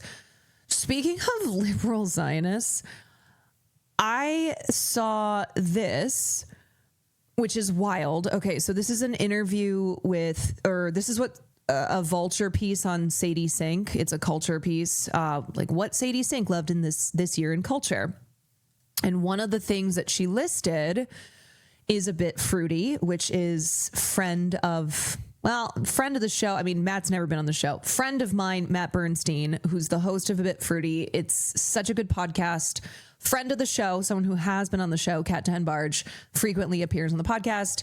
It's really great. Matt does a lot of what I do here, which is a blend of pop culture and politics, doing political analysis doing political commentary via cultural analysis. Anyway, so she named A Bit Fruity as a podcast that she listens to. Matt Bernstein is the host. He's really intelligent. There's political episodes. There's pop culture episodes. I've learned a lot listening to it. It's a great way for me to keep up with what's going on in the world, but in a way that's a little bit broader than something like The Daily, which I always love. The Daily for me was peak 2016. 2016, when I was in my resistance lib era, listening to The Daily, listening to Pod Save America. One of these days, Pod is going to save America. I had all my liberal podcasts that I would just listen to on rotation every day and be like, I'm resisting. Very 2016 vibes. Yeah, I mean, you guys, I applied for an internship on Pod Save America. That's how in it I was. Matt is in his 20s and he makes it a very educational listen while also not feeling like you're being lectured in any way. It's a good blend. So the concept, not just of Sadie Sink listening to his podcast, but the concept, as this person said, of Sadie Sink listening to the liberal Zionism episode while on the press tour with Noah Schnapp. I simply cannot. If you don't know the tea, if you don't know the context to this, Noah Schnapp is a piece of shit. All right. Early on, post October 7th, if you remember the story of like Noah and his friends handing out Zionism as sexy stickers at a cafe, he was like one of those spoiled, privileged brats who would talk about how threatened he felt. And yet he would be saying so, laughing and giggling with his friends at like a restaurant in Los Angeles. Like, well, yeah, you really seem like you think your life is at risk. You seem very scared. You seem like you are the victim here. So anyway, Noah was somebody who not only, so there's the category of celebrity who on October 7th, shared and reshared the post of I stand with Israel. People who genuinely don't know what the fuck is going on and they just do whatever their PR team tells them to do or whatever they see other friends of theirs sharing. So there's that category, and some of those people since then have publicly changed tune. Others like Kylie Jenner deleted it right away, and then I tweeted. Oh, this was one of my tweets that got me in big trouble. I remember tweeting like Bella Hadid must have lit her ass up in the group chat when I saw the Kylie Jenner post. Because my tweet went giga viral, and then this was the beginning of like the death threats. This was, oh my God, this era. Oh boy. That era of my life. Holy shit. Anyways, so there's that type of celebrity. And then there's like the Noah Schnapp, who he went much further than that. It wasn't just sharing one Instagram post that every celebrity was sharing saying, I stand with Israel. It was him doubling, tripling, quadrupling down, being a little piece of shit, little piece of shit with his Zionism is sexy stickers that they were handing out, him and his friends. Little shit posted a photo of Tel Aviv with apartheid and genocide denial shit in the caption. Yes. Now, what I think happened with him is he got a lot of heat, and I'm sure his team, as he was going into like Stranger Things season 5 early, I mean, I know they're doing press right now, but Noah was a guy who, just like Amy Schumer and Sarah Silverman and other celebrities who I believe are still staunchly Zionist, they do not view Palestinians as human beings. They just stopped talking as much as they had before because things started to shift. So that's that category of celebrity. And then there's like the Deborah Messings. Then there's the 100 Instagram post Deborah Messing, who, if you don't know, that's the limit on Instagram stories. So she would have posted even more Instagram stories about Zoran Mamdani and the jihadist communist regime that was going to destroy New York City if there was not a limit. Sarah Silverman's stories were disgusting. Then you see her on podcast Casually Like Girl. And one reason that I talk about this stuff still is because I don't want us to forget.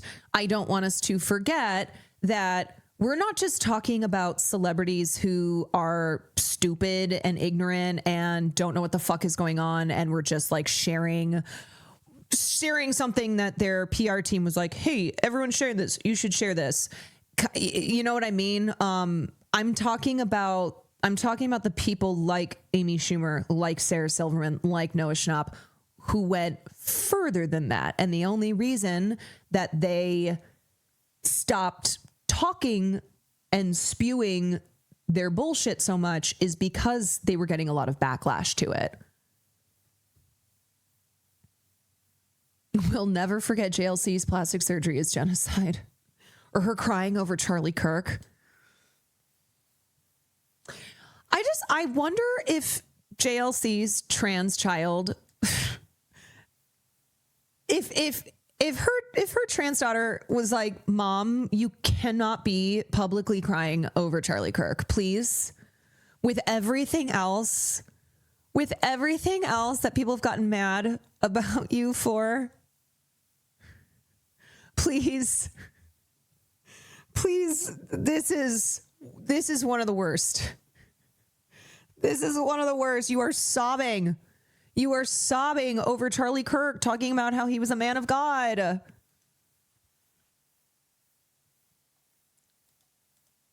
Charlie Crist, as she called him, Charlie Crist.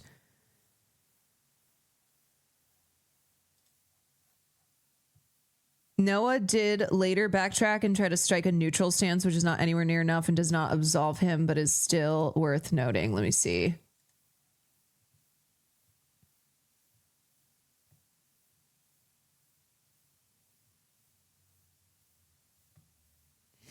Okay. Because I'm willing to take this into account. I just wanted to come on here super briefly. When was this? This was from 2024. 2 months after a video of Noah Schnapp engaging with the Zionism is sexy sticker went viral, prompting many Stranger Things fans to call for a boycott. See, that's the thing, though, is that Stranger Things fans were hard on his heels calling for a boycott. And I have a feeling it was damage control, but I don't know. I mean, you know what okay, here's something that is the truth. There are people over the last couple of years who legitimately have changed their minds. Legitimately, authentically, they were exposed to a narrative that had intentionally been kept from them.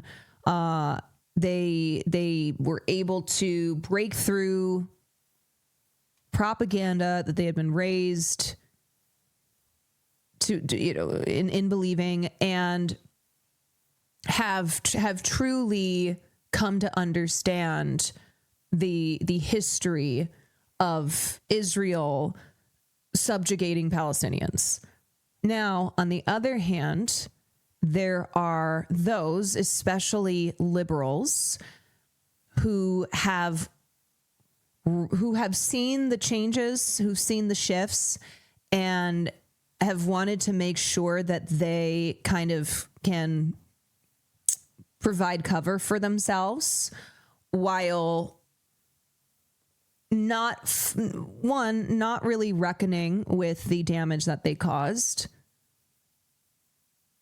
and two, at the end of the day, being what they would refer to as liberal Zionists, which is just Zionist still. All right. Anyway, Noah Schnapp took to TikTok to share a new statement. He does not mention the controversial clip involving the sticker, but does begin his almost 2-minute video. Wait, I think we did watch this. Did we? I just wanted to come on here super briefly to discuss everything that's been going on online. I feel like my thoughts and beliefs have been so far misconstrued from anything even close to what I believe. How do you misconstrue Zionism is sexy? And I just wanted to state from my heart how I feel. I only want peace and safety and security for all innocent people affected by this conflict.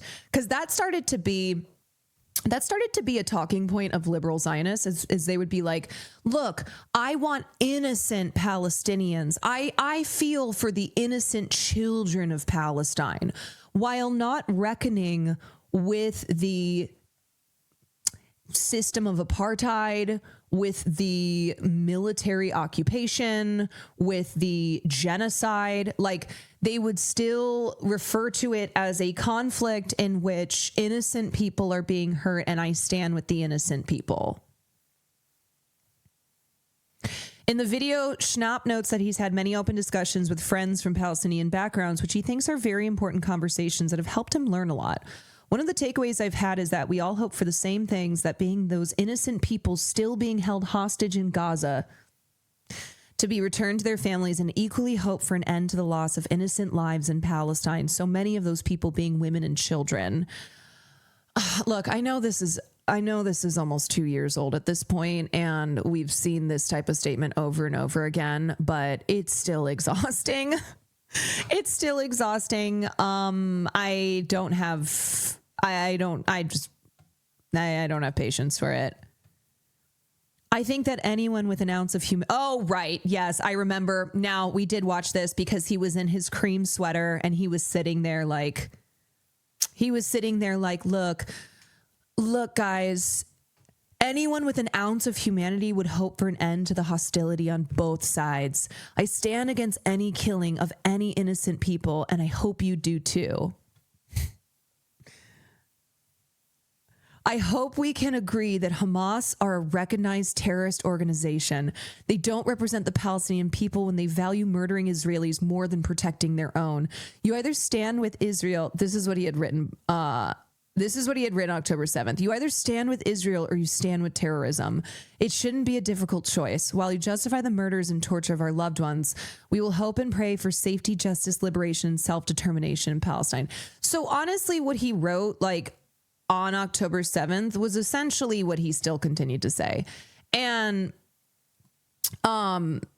that's, I'm going to keep it a buck. After over 2 years of genocide, with a lot of people having a much deeper awareness and understanding of how long Palestinians have been treated as not even like second-class citizens, as inhumane, as not human beings, being subjected to a cruel, tyrannical rule for decades, not having true liberation. Like, there is still this attitude. There is still this attitude from people who are ultimately Zionists, who ultimately support the state of Israel, but over the last couple years realized that it needed to be framed in a way that they didn't seem like they were genocidal monsters, and would mention how, yes, there are innocent Palestinians and my heart breaks for them and all I want is for there to be peace in the region.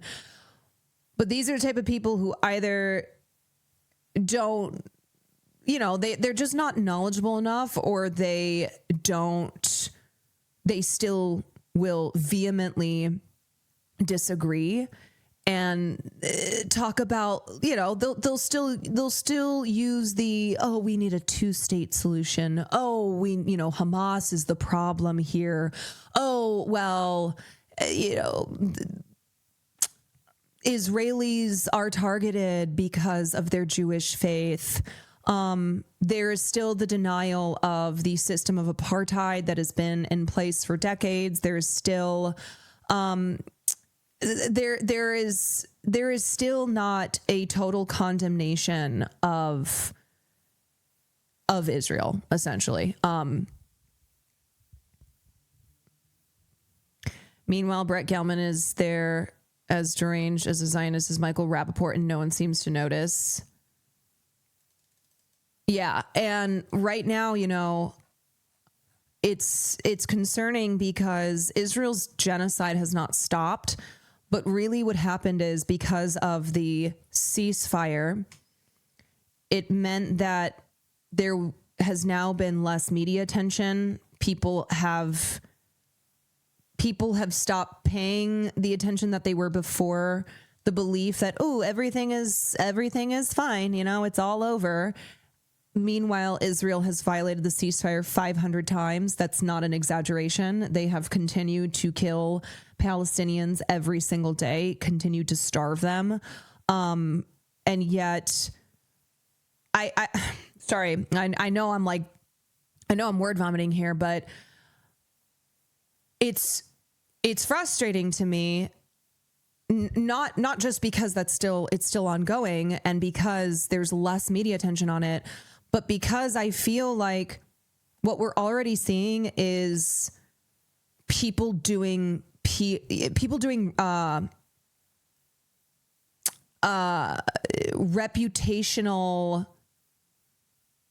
fixing, and there kind of being a lack of remembering around those who for the past couple years have shown that they are not on the side of Palestinians. They are not on the side of humanity. And anyway, I feel as more time is going on past the ceasefire that I put in quotations, there's going to be this, there's just going to be continued whitewashing. There's just going to be like, everybody has amnesia and forgets about celebrities and journalists and politicians and people with influence and people in positions of power who deserve every single day of their lives to be reminded of the things that they said and the cruelty that they advocated for,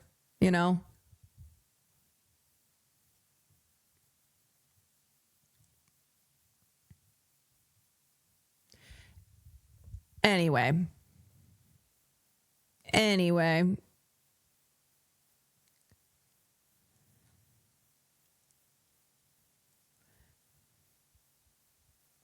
What are we gonna do? Have you seen that video of Israeli teens in a classroom losing their shit when Smotrich visited their school like he's a celebrity? Yes. Yeah. Okay, let's look at this Hollywood Union win. Let's look at something good in Hollywood. I've noticed that on my timeline, there's been less talk about Gaza. Yeah, I mean,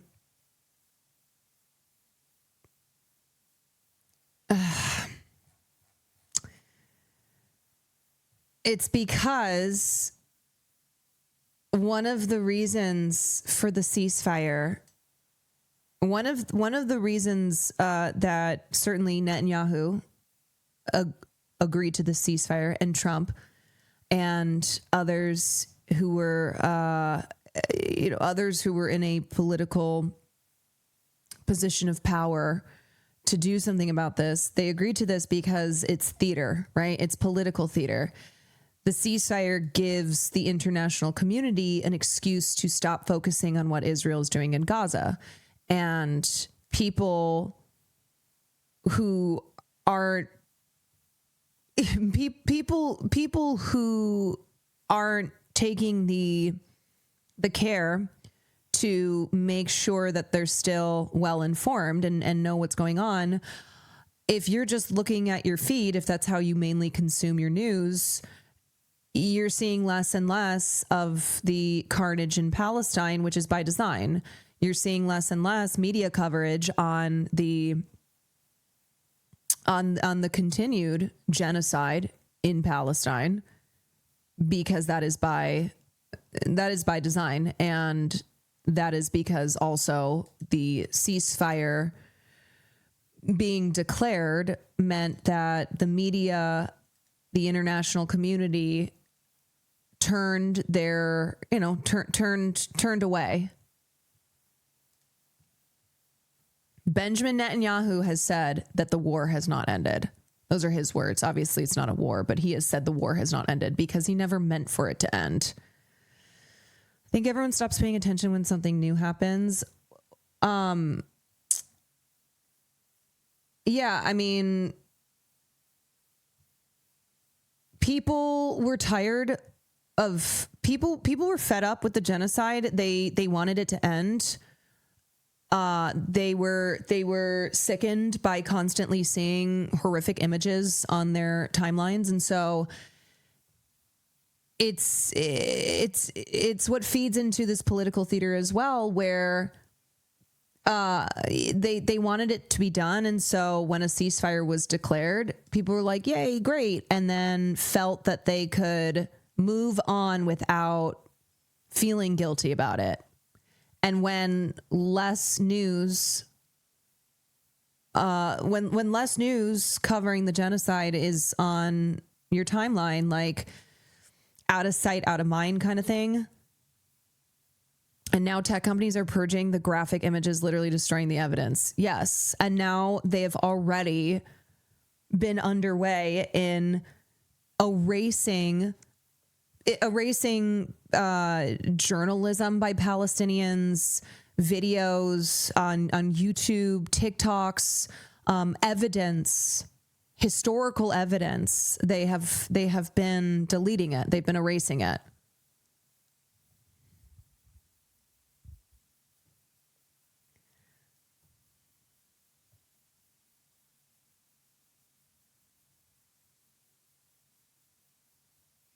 Not only because of the lack of coverage by mainstream media, but also the continued targeting of Palestinian journalists. Yes, it's all by design. And so anyway, it's just a reminder that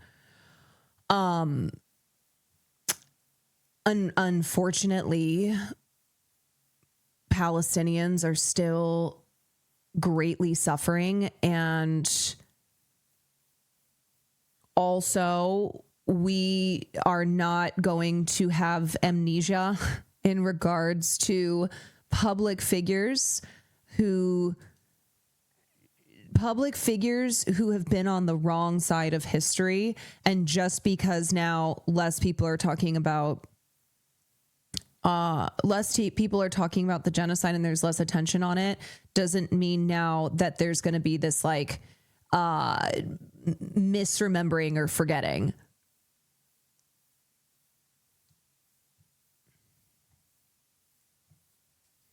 Lil Squiddles, thank you. Emma Ann, thank you for the resub. Hey Mia, thank you for the resub. Okay. Anywho, good news in Hollywood. The Pitt production assistants ratify first union contract. The production assistants on the Pitt have officially secured their first union contract. After opting to join LIUNA Local 724, part of the Hollywood Laborers Union in September, the group revealed Tuesday that it had ratified its first agreement with Parallax TV Productions. The contract covers all production assistants for the remainder of the current season as well as season 3. This is believed to be the first major television production where production assistants and assistants have unionized. As part of the agreement, PAs will now qualify for motion picture industry health and pension benefits for the first time. Yay, unionizing! The effort was led by Production Assistants United, a grassroots organization that took shape in 2023 during the strikes. Per the org, the agreement also includes employer-paid training as well as the creation of a pathway committee composed of both company and union representatives to address challenges associated with career advancement in television. This is a historic victory, and it marks a significant milestone for production assistants and the film industry nationwide. This achievement is a testament to our collective efforts, and we are confident that this will pave the way for even greater progress. Oscar Flores, a PA on the Pitt, said in a statement, "We express our gratitude to Parallax TV Productions, LIUNA, and our production for their attentiveness and proactive measures. While the path ahead may be challenging, this agreement represents a crucial step toward achieving parity." Added Mike McWilliam, another PA on the series, "I'm deeply grateful to the company for taking the time to acknowledge the vital role that PAs play on film sets. The absence of healthcare benefits has been difficult, especially for those of us with families. This new agreement establishes a year-round union-level benefit system. It's a major achievement that will support PAs and their families across the country, and I'm excited to see which studio steps up next." Let me just tell you, if you don't know like what a PA is in Hollywood, PAs are the unsung heroes. PAs do everything for very little money and hardly any thanks. Hollywood productions would not be able to function, would not happen without PAs. So a lot of people who move to Hollywood to like be producers or directors or writers or actors, a lot of people start off in the area of production assistants. Not because it's like easy to get those jobs, but it's a way to start working on a film set, to gain experience, to gain connections, but they are brutal. They are it is a brutal job. And people put up with the bullshit, with the little pay, with the no benefits, with the lack of gratitude, with the no recognition for how important PAs are on production sets. They put up with it because it's a way to get their foot in the door. It's a way to gain experience. It's a way to start working in the industry. So anyway, this is huge because, as I just explained, PAs are unsung heroes who are not paid enough, who do not have the benefits that they deserve, who are incredibly crucial to the film industry machine. And because we know what happens when successful unions, when a successful unionizing occurs, is it can create a domino effect. And hopefully the success with PAs unionizing on the set of the Pit, which we love the Pit here. We're big pitters in this community. This will lead to PAs on other film sets being inspired by this, learning from this, using this also in their bargaining. We love the Pit. Abbott Films on the lot next to the Pit. It makes sense. They're already working on unionizing too. Mm-hmm. this kind of stuff, these kinds of wins are really important for a continuation of workers collectively unionizing. This is just one of many movements across television productions to unionize PAs and assistants. There are 3 union elections for Warner Brothers shows in the next week, including for Abbott Elementary, which we just mentioned. Production assistants on Universal's 4 seasons will also be voting this month via mail-in ballot, as their season 2 set is in Italy. The latter already has the support of the showrunners, with Tina Fey, Lang Fisher, and Tracy Wigfield writing in a statement, "We love our PAs. They keep our show running and deserve benefits and pay commiserate with how hard they work. We are proud to support them in their initiative to unionize," said 4 Seasons showrunners Tina Fey, Lang Fisher, and Tracy Wigfield in a joint statement. So, love to see it. Congratulations to these production assistants. And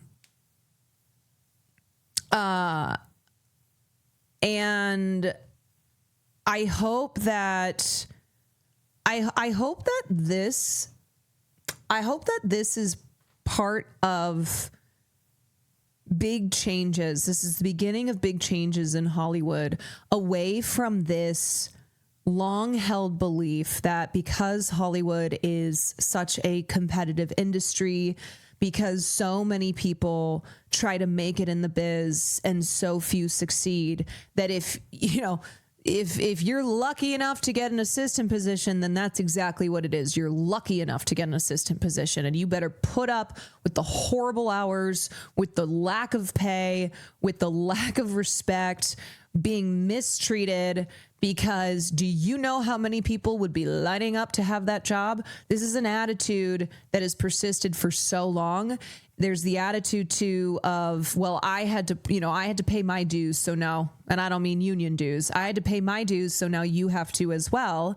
Like when I worked at Sony Pictures, there were definitely executives who had that attitude of, do you know how much worse it was when I was your age, when I was coming up in the industry? You're lucky you're getting paid. I'm like, okay, no, I'm getting paid $15 an hour, and I'm doing a lot of work. I'm not just sitting here answering phones. I'm like sourcing projects. I am giving you executives notes that then you go and use when you have meetings with your bosses. So I play a very crucial role here. Also, answering phones is important too. But anyway, I do hope that attitudes are changing, and not just attitudes are changing, but people's labor situation is changing, where we have more, we have more unionizing, we have more worker protections, we have higher pay,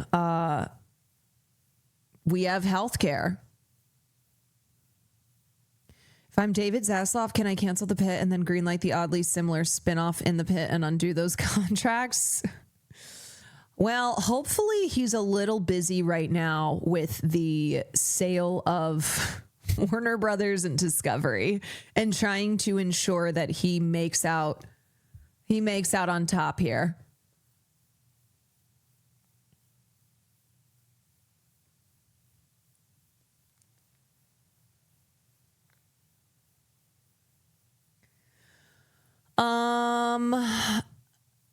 I'm out of the loop. Why is this show by show? Are they building up to one big union for PAs like other industry unions? So it's because production assistants don't have an established union like actors do, with SAG-AFTRA. This is a grassroots org called Production Assistants United. So yes, ultimately, I think the idea would be that they have a union for the for all production assistants, but right now it's essentially they go set by set, because it has to be the production assistants on that set who are voting to unionize, just like with Starbucks, right? So there are, I don't know if my numbers are right on this, there's like 500 out of 10,000 Starbucks that have unionized, I think, in the United States. And it's something that goes store by store, where the workers will vote and decide to form a union. And then, of course, Starbucks will still do everything that they can to prevent that. But anyway, the reason that they do this is logistics, is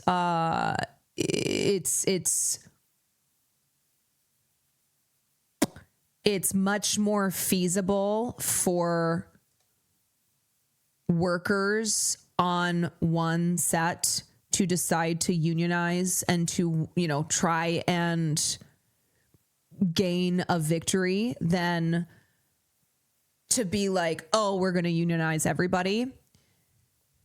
And that's why I said it's a domino effect, because if it's successful on one set, if the workers agree to unionize, then it can inspire and encourage others to do the same.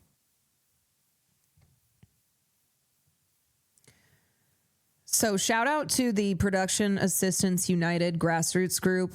They have been working for the last 2 years on this. It was a result of the actor and writer strikes in 2023. And I think various labor groups in the industry saw, you know, they also participated and supported in the strikes, but they saw that whole process and either, you know, realized, or it only further emboldened them to form their own unions.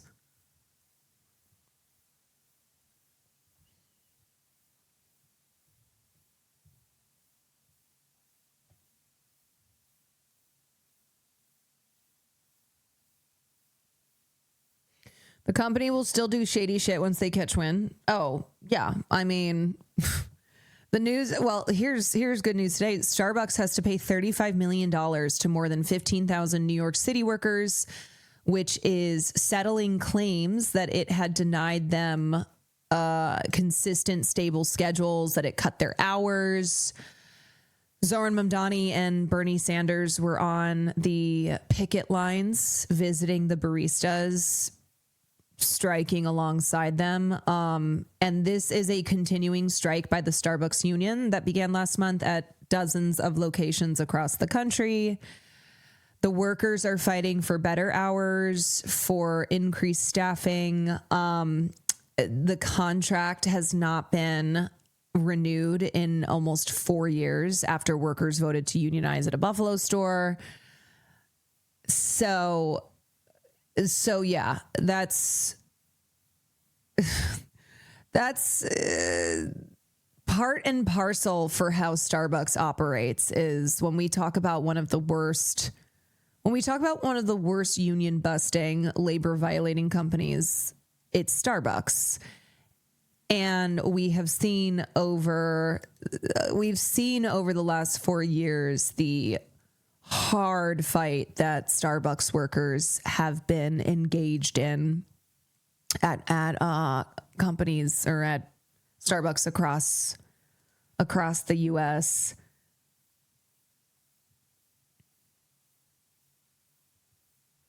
Under the agreement, Starbucks will pay $3.4 million in civil penalties in addition to the $35 million it is paying workers. The company also agreed to comply with the city's Fair Work Week law going forward. Do you know what's sick? Imagine your mayor being alongside you as you strike against a major corporation like Starbucks. You know? You know who wouldn't have done that? Andrew Cuomo.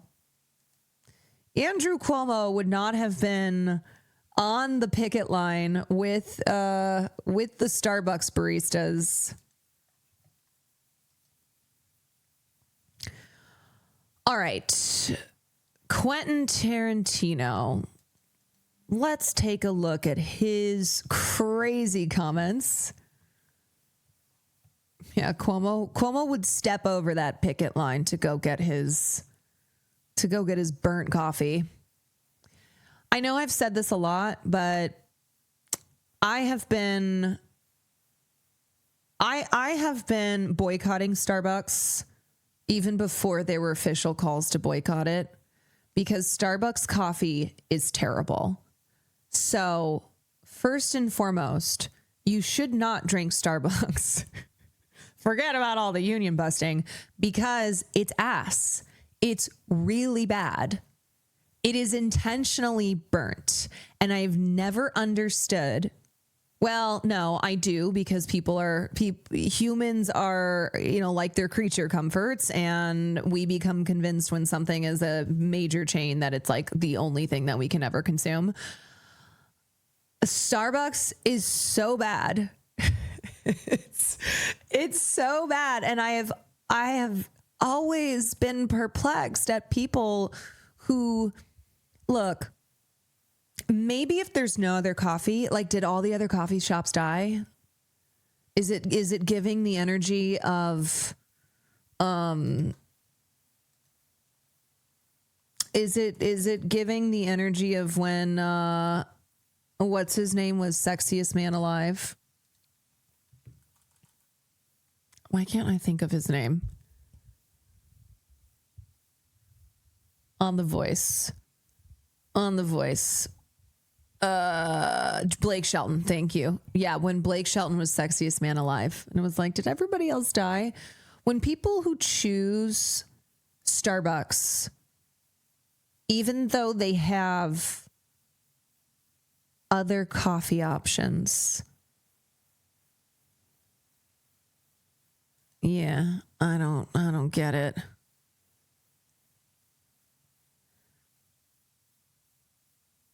It's No, I know it's purposely burnt. I know. And I think it tastes like shit. I think it tastes like ass. Rosarium, thank you for the prime. Emma Ann, thank you. Hey Mia, Little Squiddles. Sorry, I can't remember if I already. Sometimes I forget if I have said thank you for resubbing, so I might as well say it again. Okay, so what did Paul Dano do to Quentin Tarantino? The question on everybody's minds. Okay, Quentin Tarantino went on the Bret Easton Ellis podcast, and he was asked about his 20 favorite films. Coming in at number 5, he named There Will Be Blood. Paul Thomas Anderson film, one of Daniel Day-Lewis's Oscar wins, also one of his greatest performances of all time. Okay, so here's where the comes in. Tarantino is talking about the film, and he goes, There Will Be Blood would stand a good chance at being number 1 or 2. Well, actually, Tarantino would say it more like, There Will Be Blood would stand a good chance at being number 1 or 2 if it didn't have a giant, big flaw in it. And the flaw is Paul Dano. It's fucking Paul Dano. Tarantino shared as he compared Dano's performance to Daniel Day-Lewis. Obviously, it's supposed to be a two-hander, but it's also drastically obvious that it's not a two-hander. Dano is weak sauce, man. He is the weak sister. This is crazy. This is wild. Or Paul Dano. Sorry, I was saying it as Quentin Tarantino, and Quentin Tarantino would pronounce it wrong. Weak sauce. It's weak sauce. Tarantino is a man of solutions and gave his pitch for who should have played the Sunday Brothers, even if his pick was only 15 at the time of release. This is so fucking crazy to me. He names Austin Butler. Austin Butler would have been wonderful in that role, Tarantino pitched, before going back to Dano. He's just such a weak, uninteresting guy. The weakest fucking guy. The weakest fucking actor in SAG. Okay, So if you're a Tarantino fanboy, can you finally admit that his word is not gospel? Can you finally admit that it's okay to like Tarantino films and consider him to be a great director, writer, whatever, but also acknowledge that he has some really bad opinions? This is the same guy who back in like 2010 said that years from now, which he was talking in 2010, nobody would remember Cate Blanchett films. This guy is a dick, and he has some really piss poor opinions. And yet Tarantino fanboys, I know you say no one's word is gospel, everyone has L takes. Tarantino fanboys still treat Tarantino as though he is like, it's like his lips to God's ear.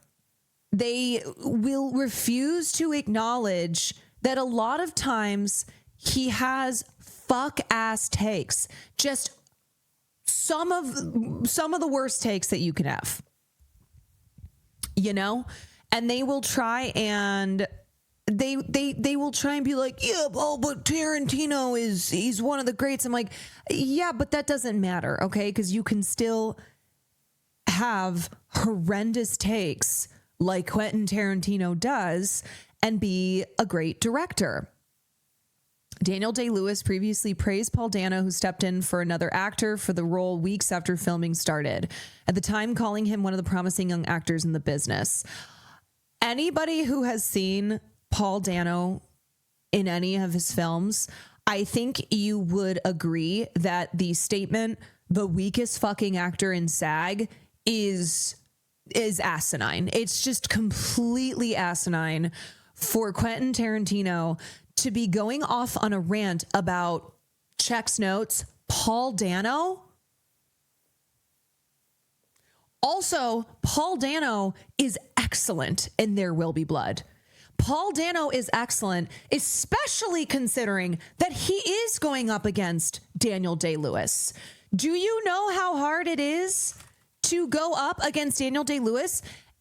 And I'm sorry, no, I don't think Austin Butler would have been the ideal pick for that role. I don't think Austin Butler makes any fucking sense in that. And it kind of feels like Quentin Tarantino just has a crush on Austin Butler. That's crazy. And I'm not just saying because Austin Butler was 15 at the time.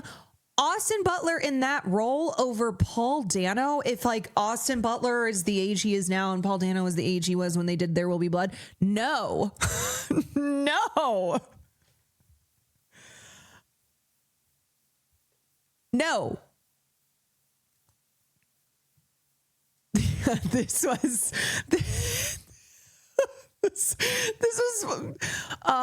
Austin Butler at like age 15. Does he just not find Paul Dano hot and he wants to fuck Austin Butler? Did Paul Dano fuck his mom? What's the game here? These are the questions that need to be asked and answered, because it's very confusing. Paul Dano also plays two characters in There Will Be Blood. He's incredible. He is, I think he is still one of the most underrated actors in his generation. I think Paul Dano he's got a special quality to him as an actor. And that's why it's absurd for Quentin Tarantino to be popping off in this way about, of all people, Paul Dano.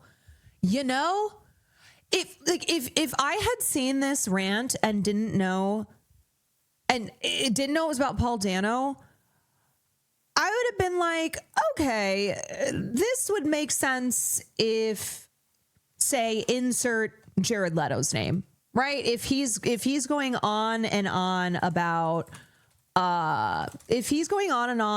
actors If it was like if it was like Taylor Lautner, I'm sorry, Taylor Lautner catching strays. I don't know. Steven Seagal,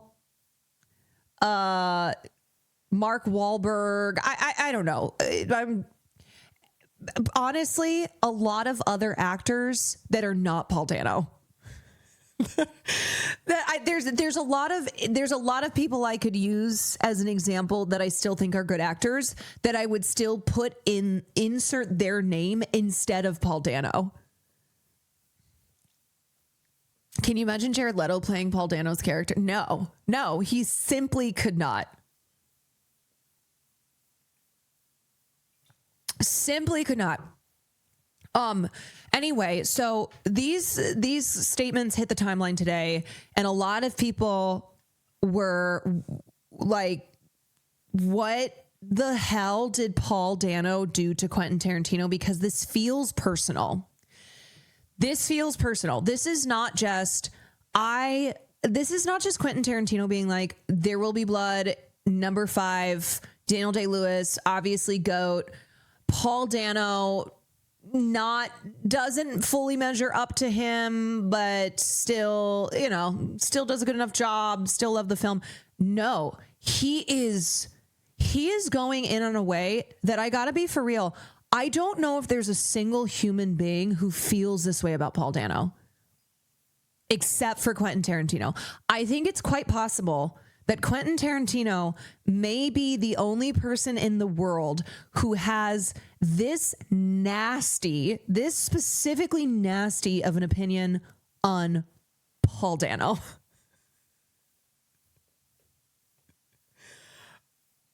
It's crazy. Calling Paul Dano the weakest fucking actor in SAG. Yeah, Quentin Tarantino, the biggest and possibly only Paul Dano hater. Quentin Tarantino, this is giving, if there's 10,000 Paul Dano haters, I'm one of them. If there's 1,000 Paul Dano haters, I'm one of them. If there's one Paul Dano hater, it's me. If there's no Paul Dano haters, it's because I'm dead. So I seriously think there's got to be, I think, well, some people were like, oh, is it because Paul Dano is pro-Palestine? No, I don't think it's that. I think there has to be something, there's got to be some behind the scenes something that, like, Quentin is petty. Quentin Tarantino is a petty ass bitch. And because he's a petty ass bitch, and because he's an attention whore, and because he's got legions of fanboys, he will frequently state very strong opinions like this that are insane. Can you compare Dano's skills to a more recognizable actor?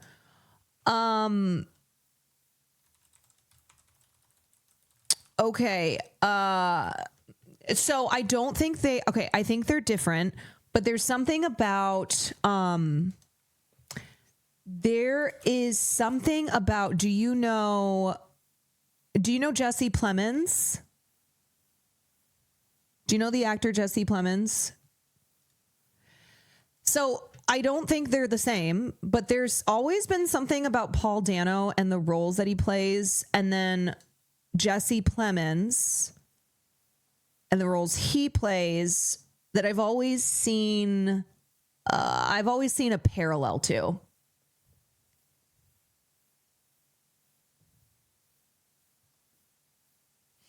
They kind of both play guys who can be unassuming, but then there's like something very scary and dangerous underneath the surface. Like, you know, unassuming, but a like psychopathic glint in their eye. A white boy who you might not look at twice, but could end up, but will earn your attention for being absurdly deranged. You know, I agree. Jesse Plemons is the best part of Civil War. Yeah. He's also incredible in Breaking Bad, you know? So school shooter archetype, they just kind of have this like slow way of talking, something that doesn't feel right, you know?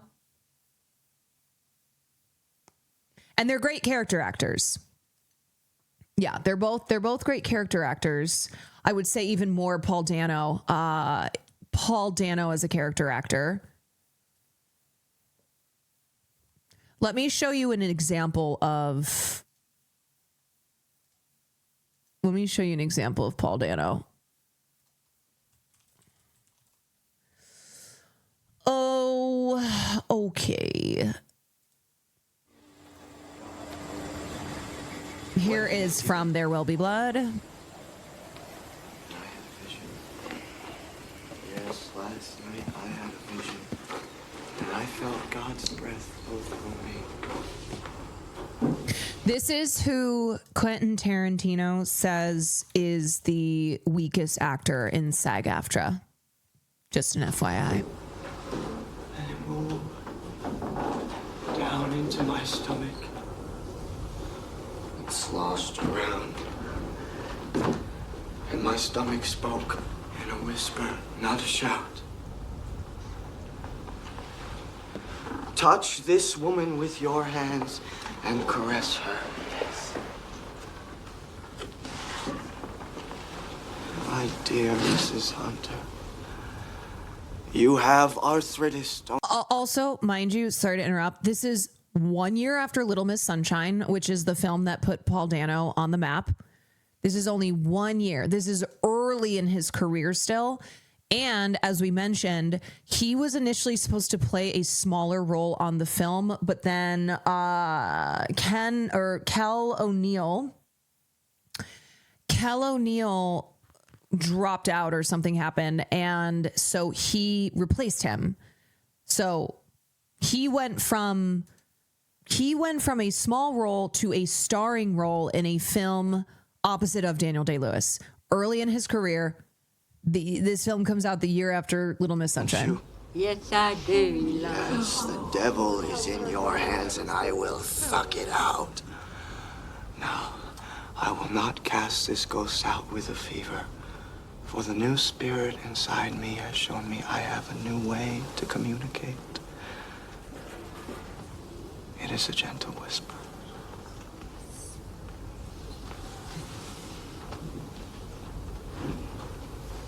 Get out of here, ghost. Get out of here, ghost. Yes, and I think initially he was supposed to play. I guess it's not really spoilers, but he was supposed to play the twin, and then he just ended up playing. He ends up playing both roles. Get out. Get out of here, ghost. Get out of here,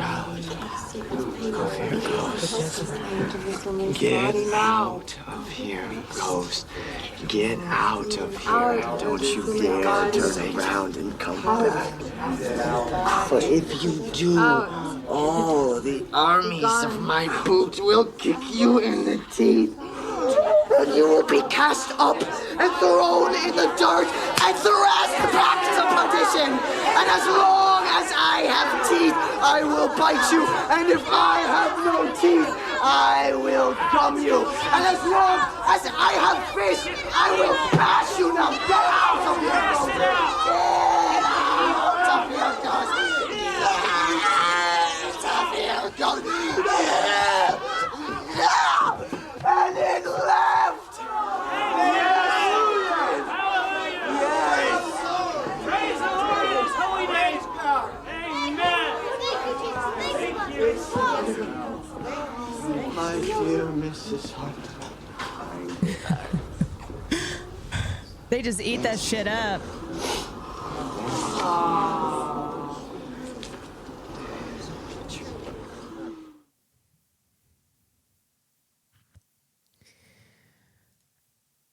Yeah.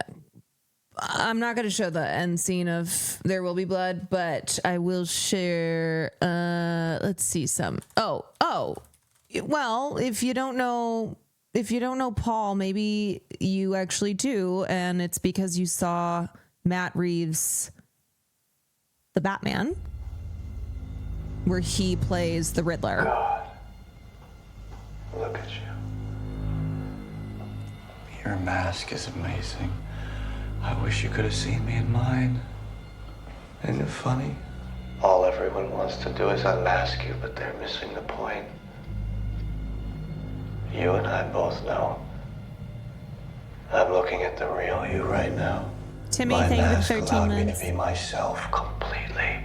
No shame. No limits. Why did you write me? What do you mean? All those cards. I told you. We've been doing this together. You're part of this. We didn't do anything together. We did.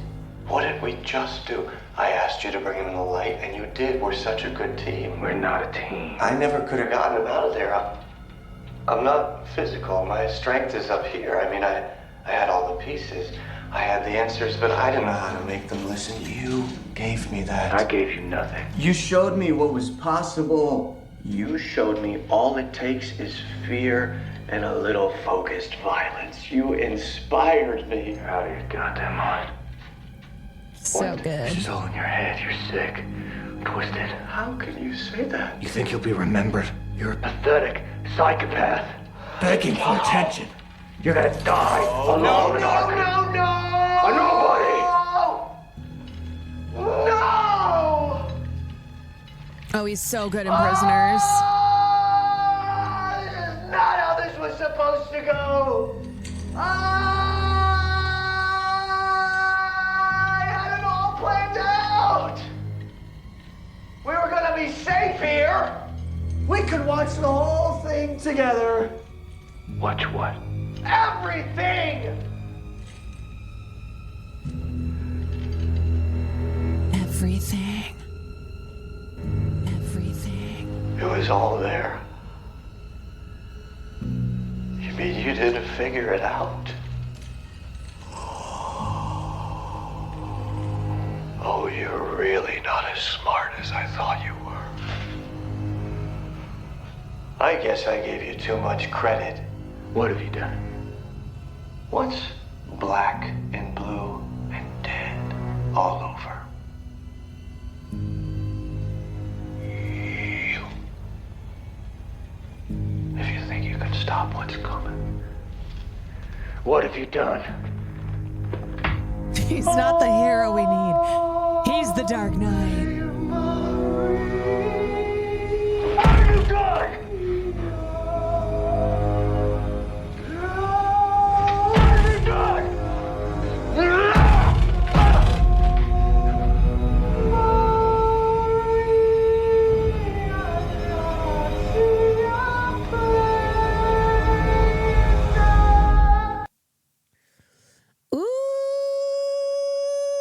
Ooh, Paul Dano. I will avenge you. I will avenge you.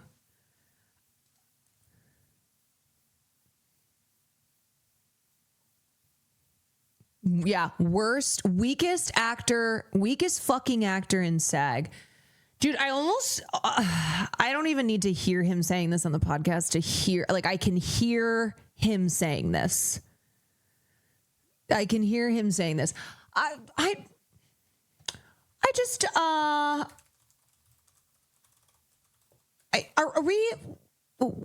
We're really gonna pretend if fanboys of Quentin Tarantino, we're really gonna pretend like Tarantino doesn't have some of the worst fucking opinions.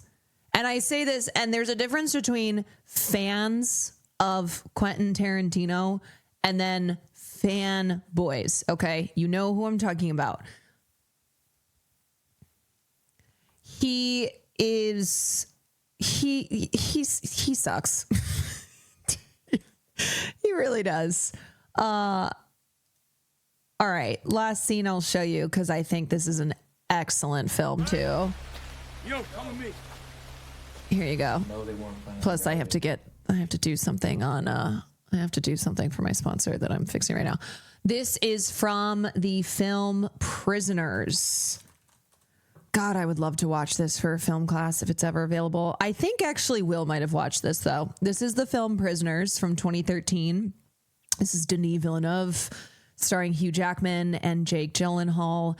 And Hugh Jackman plays a father whose daughter has gone missing, and he decides to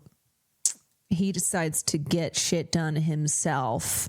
And anyway, this is Paul Dano is just, he's harrowing in this performance. Is this a spoiler? I'm trying to remember. No, I don't think so. Not really. It's only a minute long, too.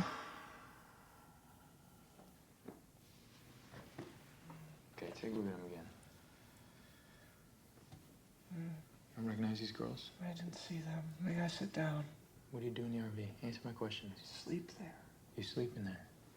You were sleeping out there during the day? Why was the RV parked outside the house? I went for a drive. You went for a drive? You weren't driving. I know for a fact those girls were playing outside your RV. You weren't driving, it was parked. Was it a special day? Were you planning on taking 2 little girls? No. Have you done that before? No. Did you ask them to come inside? No. You asked them to come inside the RV and then you take them away? No. Did you put those girls somewhere? May I sit down? Come on. Did you put those girls somewhere? Don't touch me. I know you put those girls somewhere. You hide them? No. How'd you hide them? Do you tie them up? Do you tie them up? Huh? Hey. Look, I know you're a good guy, right? I know you're a decent guy. Also, no, I didn't confuse Jake Gyllenhaal with Hugh Jackman. They're both in the film. Jake Gyllenhaal plays a cop. Hugh Jackman plays the father who is taking matters into his own hands. He just wasn't in that scene because it's an interrogation scene between Jake Gyllenhaal and Paul Dano's characters. I would never confuse Hugh Jackman and Jake Gyllenhaal. In Little Miss Sunshine, he's not a creep. Oh, I feel like we should watch this too. Little Miss Sunshine. Because this is really this is the role that put him on the map. It's an egg. Can't you see it? Right there. It's bright green.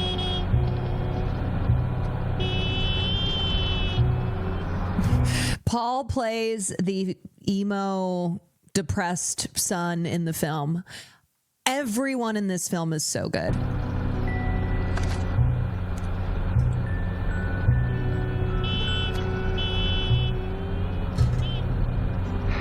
Dwayne, I think you might be colorblind.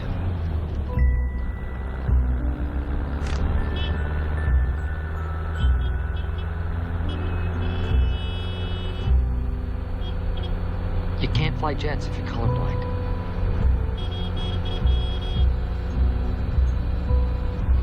Oh no.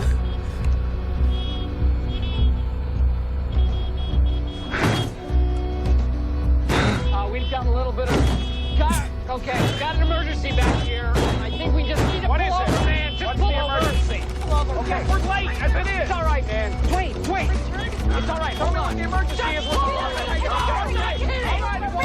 Please, you get him to pull over, please. Richard, pull over the car. It's all right. We're pulling over. I'm pulling over. All right. Stop. It's all right. Wait. No. Wait. Sit down. God, this better be good. I'm pulling over. All right. Stop the car. Okay. It's gonna be okay. Open the door. Do not open the door. Wait. Stop it. Wait. Oh, God.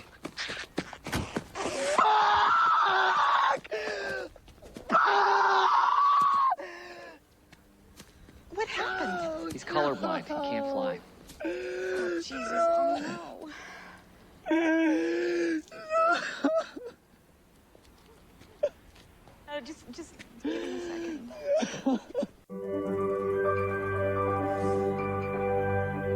Yeah, and that's the first time that he speaks in the film because he has like decided that he is going to take a vow of silence until he accomplishes his goal of becoming a fighter pilot. And then when his uncle, who's played by Steve Carell, tells him, I think you're colorblind and fighter pilots can't be colorblind. Like, it's really important that they can differentiate colors. He has this mental breakdown and speaks for the first time in the film. Anyway, great movie. Great movie. Alan Arkin, who won the Oscar for this, is so good. Rest in peace, Alan Arkin. Everyone is so good in this. Greg Kinnear, Toni Collette, Abigail Breslin. Yeah, it's an all-timer. It is. Okay, so I think I proved my point, and that was just a couple examples. Didn't even get into the entirety of Paul Dano's work, but I think the point has been proven that Quentin Tarantino is fucking stupid.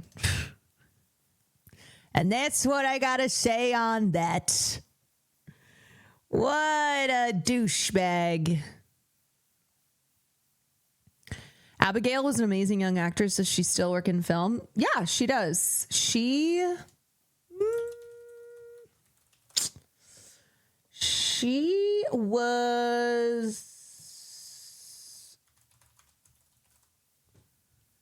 was in, I'm trying to see if there was anything of note.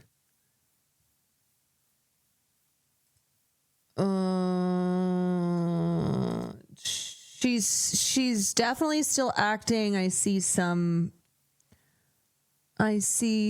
films from the 2020s that she was in. I don't think she's been in anything too noteworthy. But yeah, she's still performing. I think she was one of the best child actors, I would say. It was like her, Dakota Fanning, Haley Joel Osment. Who else would I?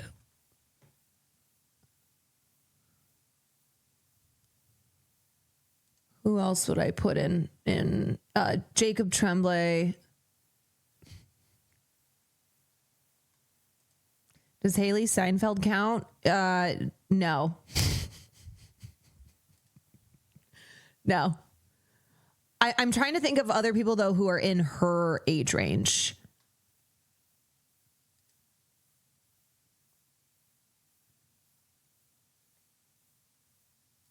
No, I don't mean like greatest child actors of all time. I'm trying to think of other child actors in like the late 90s, early 2000s, because I think Haley Joel is a little bit older than Fanning. Macaulay Culkin is,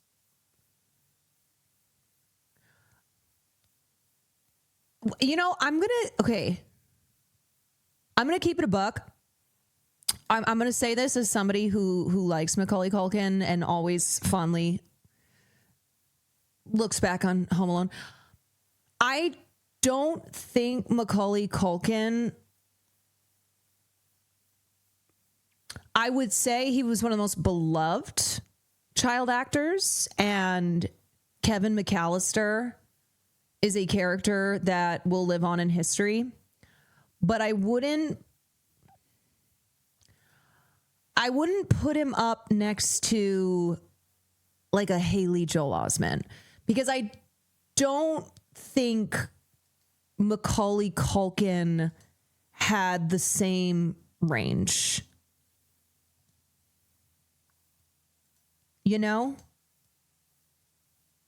And I say that as somebody who loves the performances of young Macaulay Culkin, and I mean, he did comedy. He did comedy, and maybe I don't know.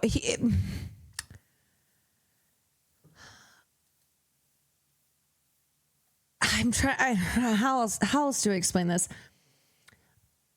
When you watch Home Alone, and I've seen Home Alone 8 million times, Macaulay is great in the role, but there are moments that he's not good. Like, there are moments where you can see him acting, where you can see like the limitations of him as a young actor versus a Haley Joel Osment, who his role as Cole in Sixth Sense is some of the best child acting that I think I've ever seen. Anyway, maybe that's a hot take.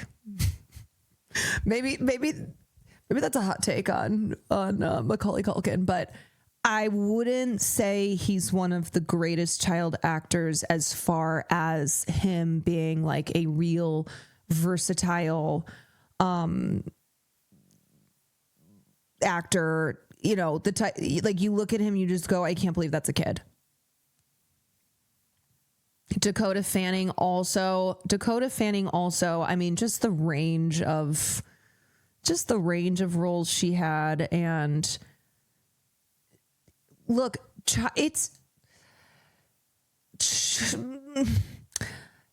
child actors can be great, but also you can see moments in great performances of theirs where you go, oh yeah, that's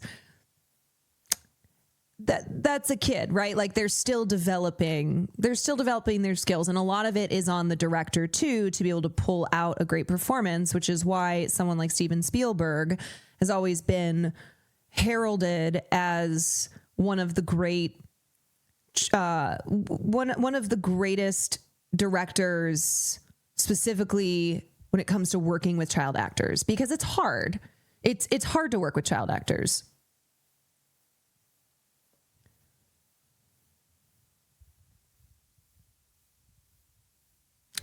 Who's that crazy guy that had that song about him being a cannibal? I'm not sure. Shia LaBeouf controversy. Oh, you're talking about Shia LaBeouf. Oh, as the cannibal. Right. Yes. Oh, yes. Okay. That's who that chatter is talking about. Someone else had said Shia LaBeouf, I think, as a submission for like great child actors.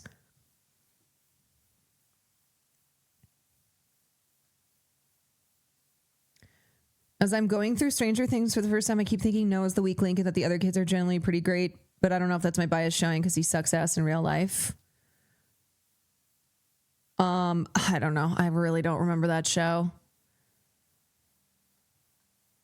Yeah, Army Hammer's the wannabe cannibal. Shy is the actual cannibal. Yeah. Okay. You know what? One day we should. Is it mean to do like a tier list, a ranking of the greatest child actors?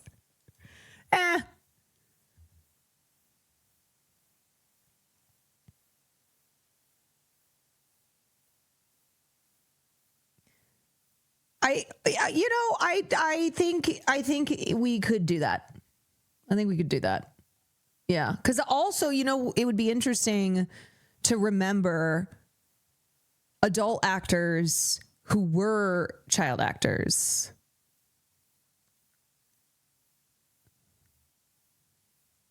Because I think people especially if they've been acting forever. I think people either forget or don't know famous actors who, have been acting since they were literally kids.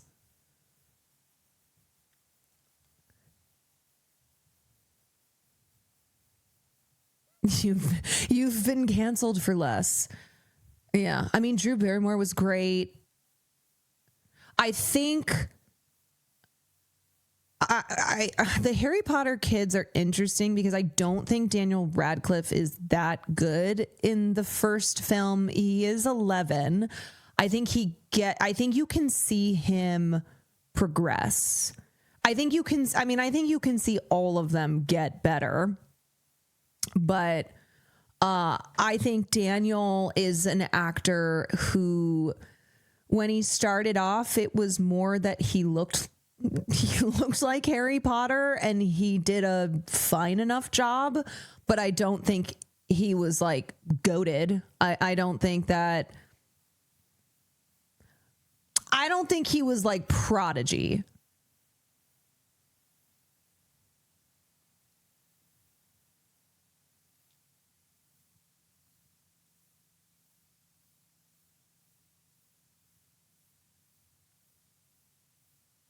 What did you think about Emma?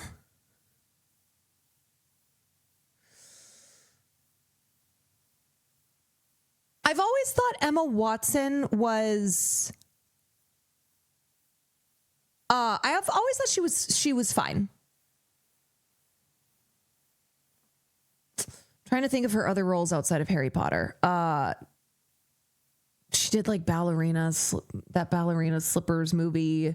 She did Perks of Being a Wallflower. Not great accent work. I've never, when Emma Watson stepped away from acting, I never looked at it like, oh no. Oh, she did The Bling Ring. Oh, right. She did Little Women as well. I don't think she's the best in Little Women, I will say. I think there is superior talent in that film. Anyway, I always thought Emma Watson was perfectly fine, but never a standout for me. Bagooligan, thank you for the prime. Lunette, thank you for the 31 months. Dragon Llama, thank you for the 28 months. Coletti, thank you for the 16 months. Gith Sinu, thank you for the 2 months. Okay, y'all, it's almost 8:30 and I'm behind, so give me 1 second.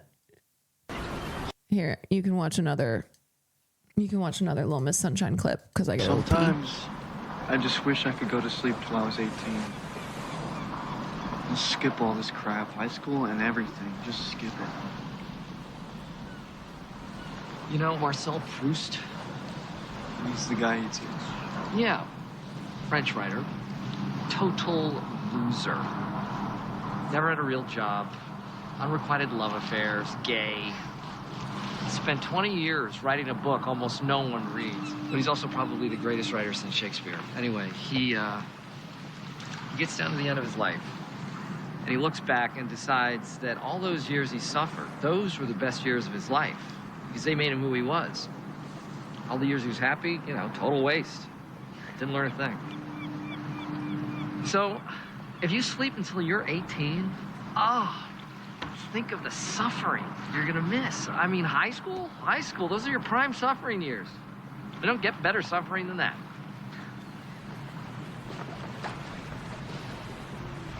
You know what? And fuck beauty contests. Life is one fucking beauty contest after another. School, then college, then work? Fuck that. And fuck the Air Force Academy. If I want to fly, I'll find a way to fly. You do what you love, and fuck the rest.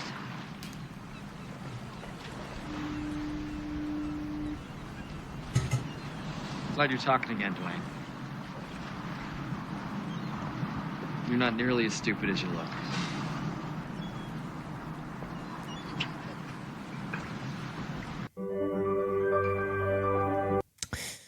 Can you validate me that it's perfectly fine to talk during the credits after a movie?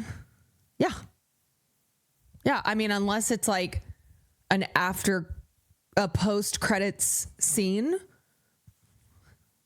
Yeah, it's fine. Were people getting mad at you? Did they want you to just sit there in complete and total silence? People like get up and leave during the credits. People, the second a film is done, will jump out of their seats like they can't get out of there fast enough. This old lady yelled at us. Well, she'll probably be dead soon, so it's okay. It's okay. It's fine. All right. Sometimes,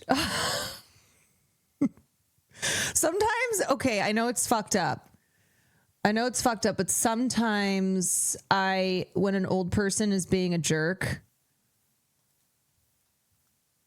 if I have an experience with an old person, they're being a jerk, I kind of just tell myself that, you know, I go, it's not worth it.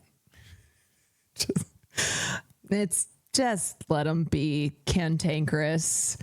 They'll probably be dead soon, you know. Okay, let me get this all ready to go. Playing Blumhouse games.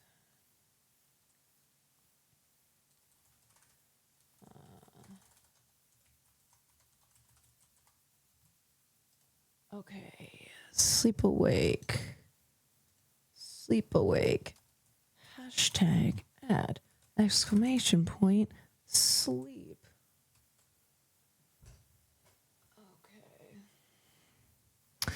Okay. That old woman will probably be dead soon. Anyway, a word from our sponsor. Okay. And then I'm going to open up this. There we go. Cool beans. Whoa. All right. Whoa. Oh, how do I pause? Oh. Okay, hold on. I gotta say a couple things. Pause.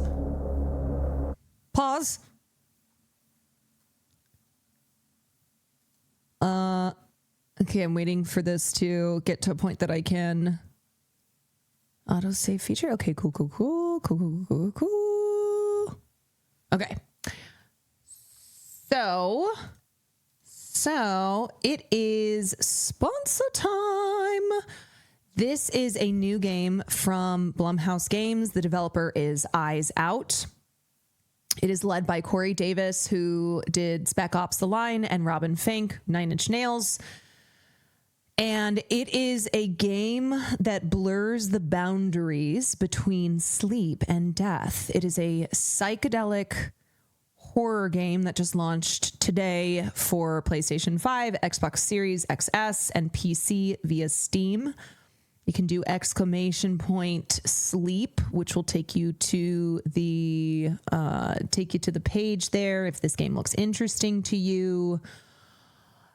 And here is the premise of the game. In a desperate attempt to remain awake, the denizens of the last known city on Earth are reaching a panic crisis of reckless experiments in their effort to avoid the hush, the inexplicable disappearance of those who sleep. Playing as Katya, players must survive the devotees of various depraved death cults, try to stay awake, and solve the puzzles of this mysterious world. So it's cool because Robin Fink of 9 Inch Nails, this is a game that he helped to craft, and so I'm sure the audio experience will be one of the strong elements of the game. Okay. Great. Excellent. So I'm very excited about this because not only do I love horror games, I love getting sponsored for horror games, but also because it's Blumhouse Games, which is really cool. And I'm excited to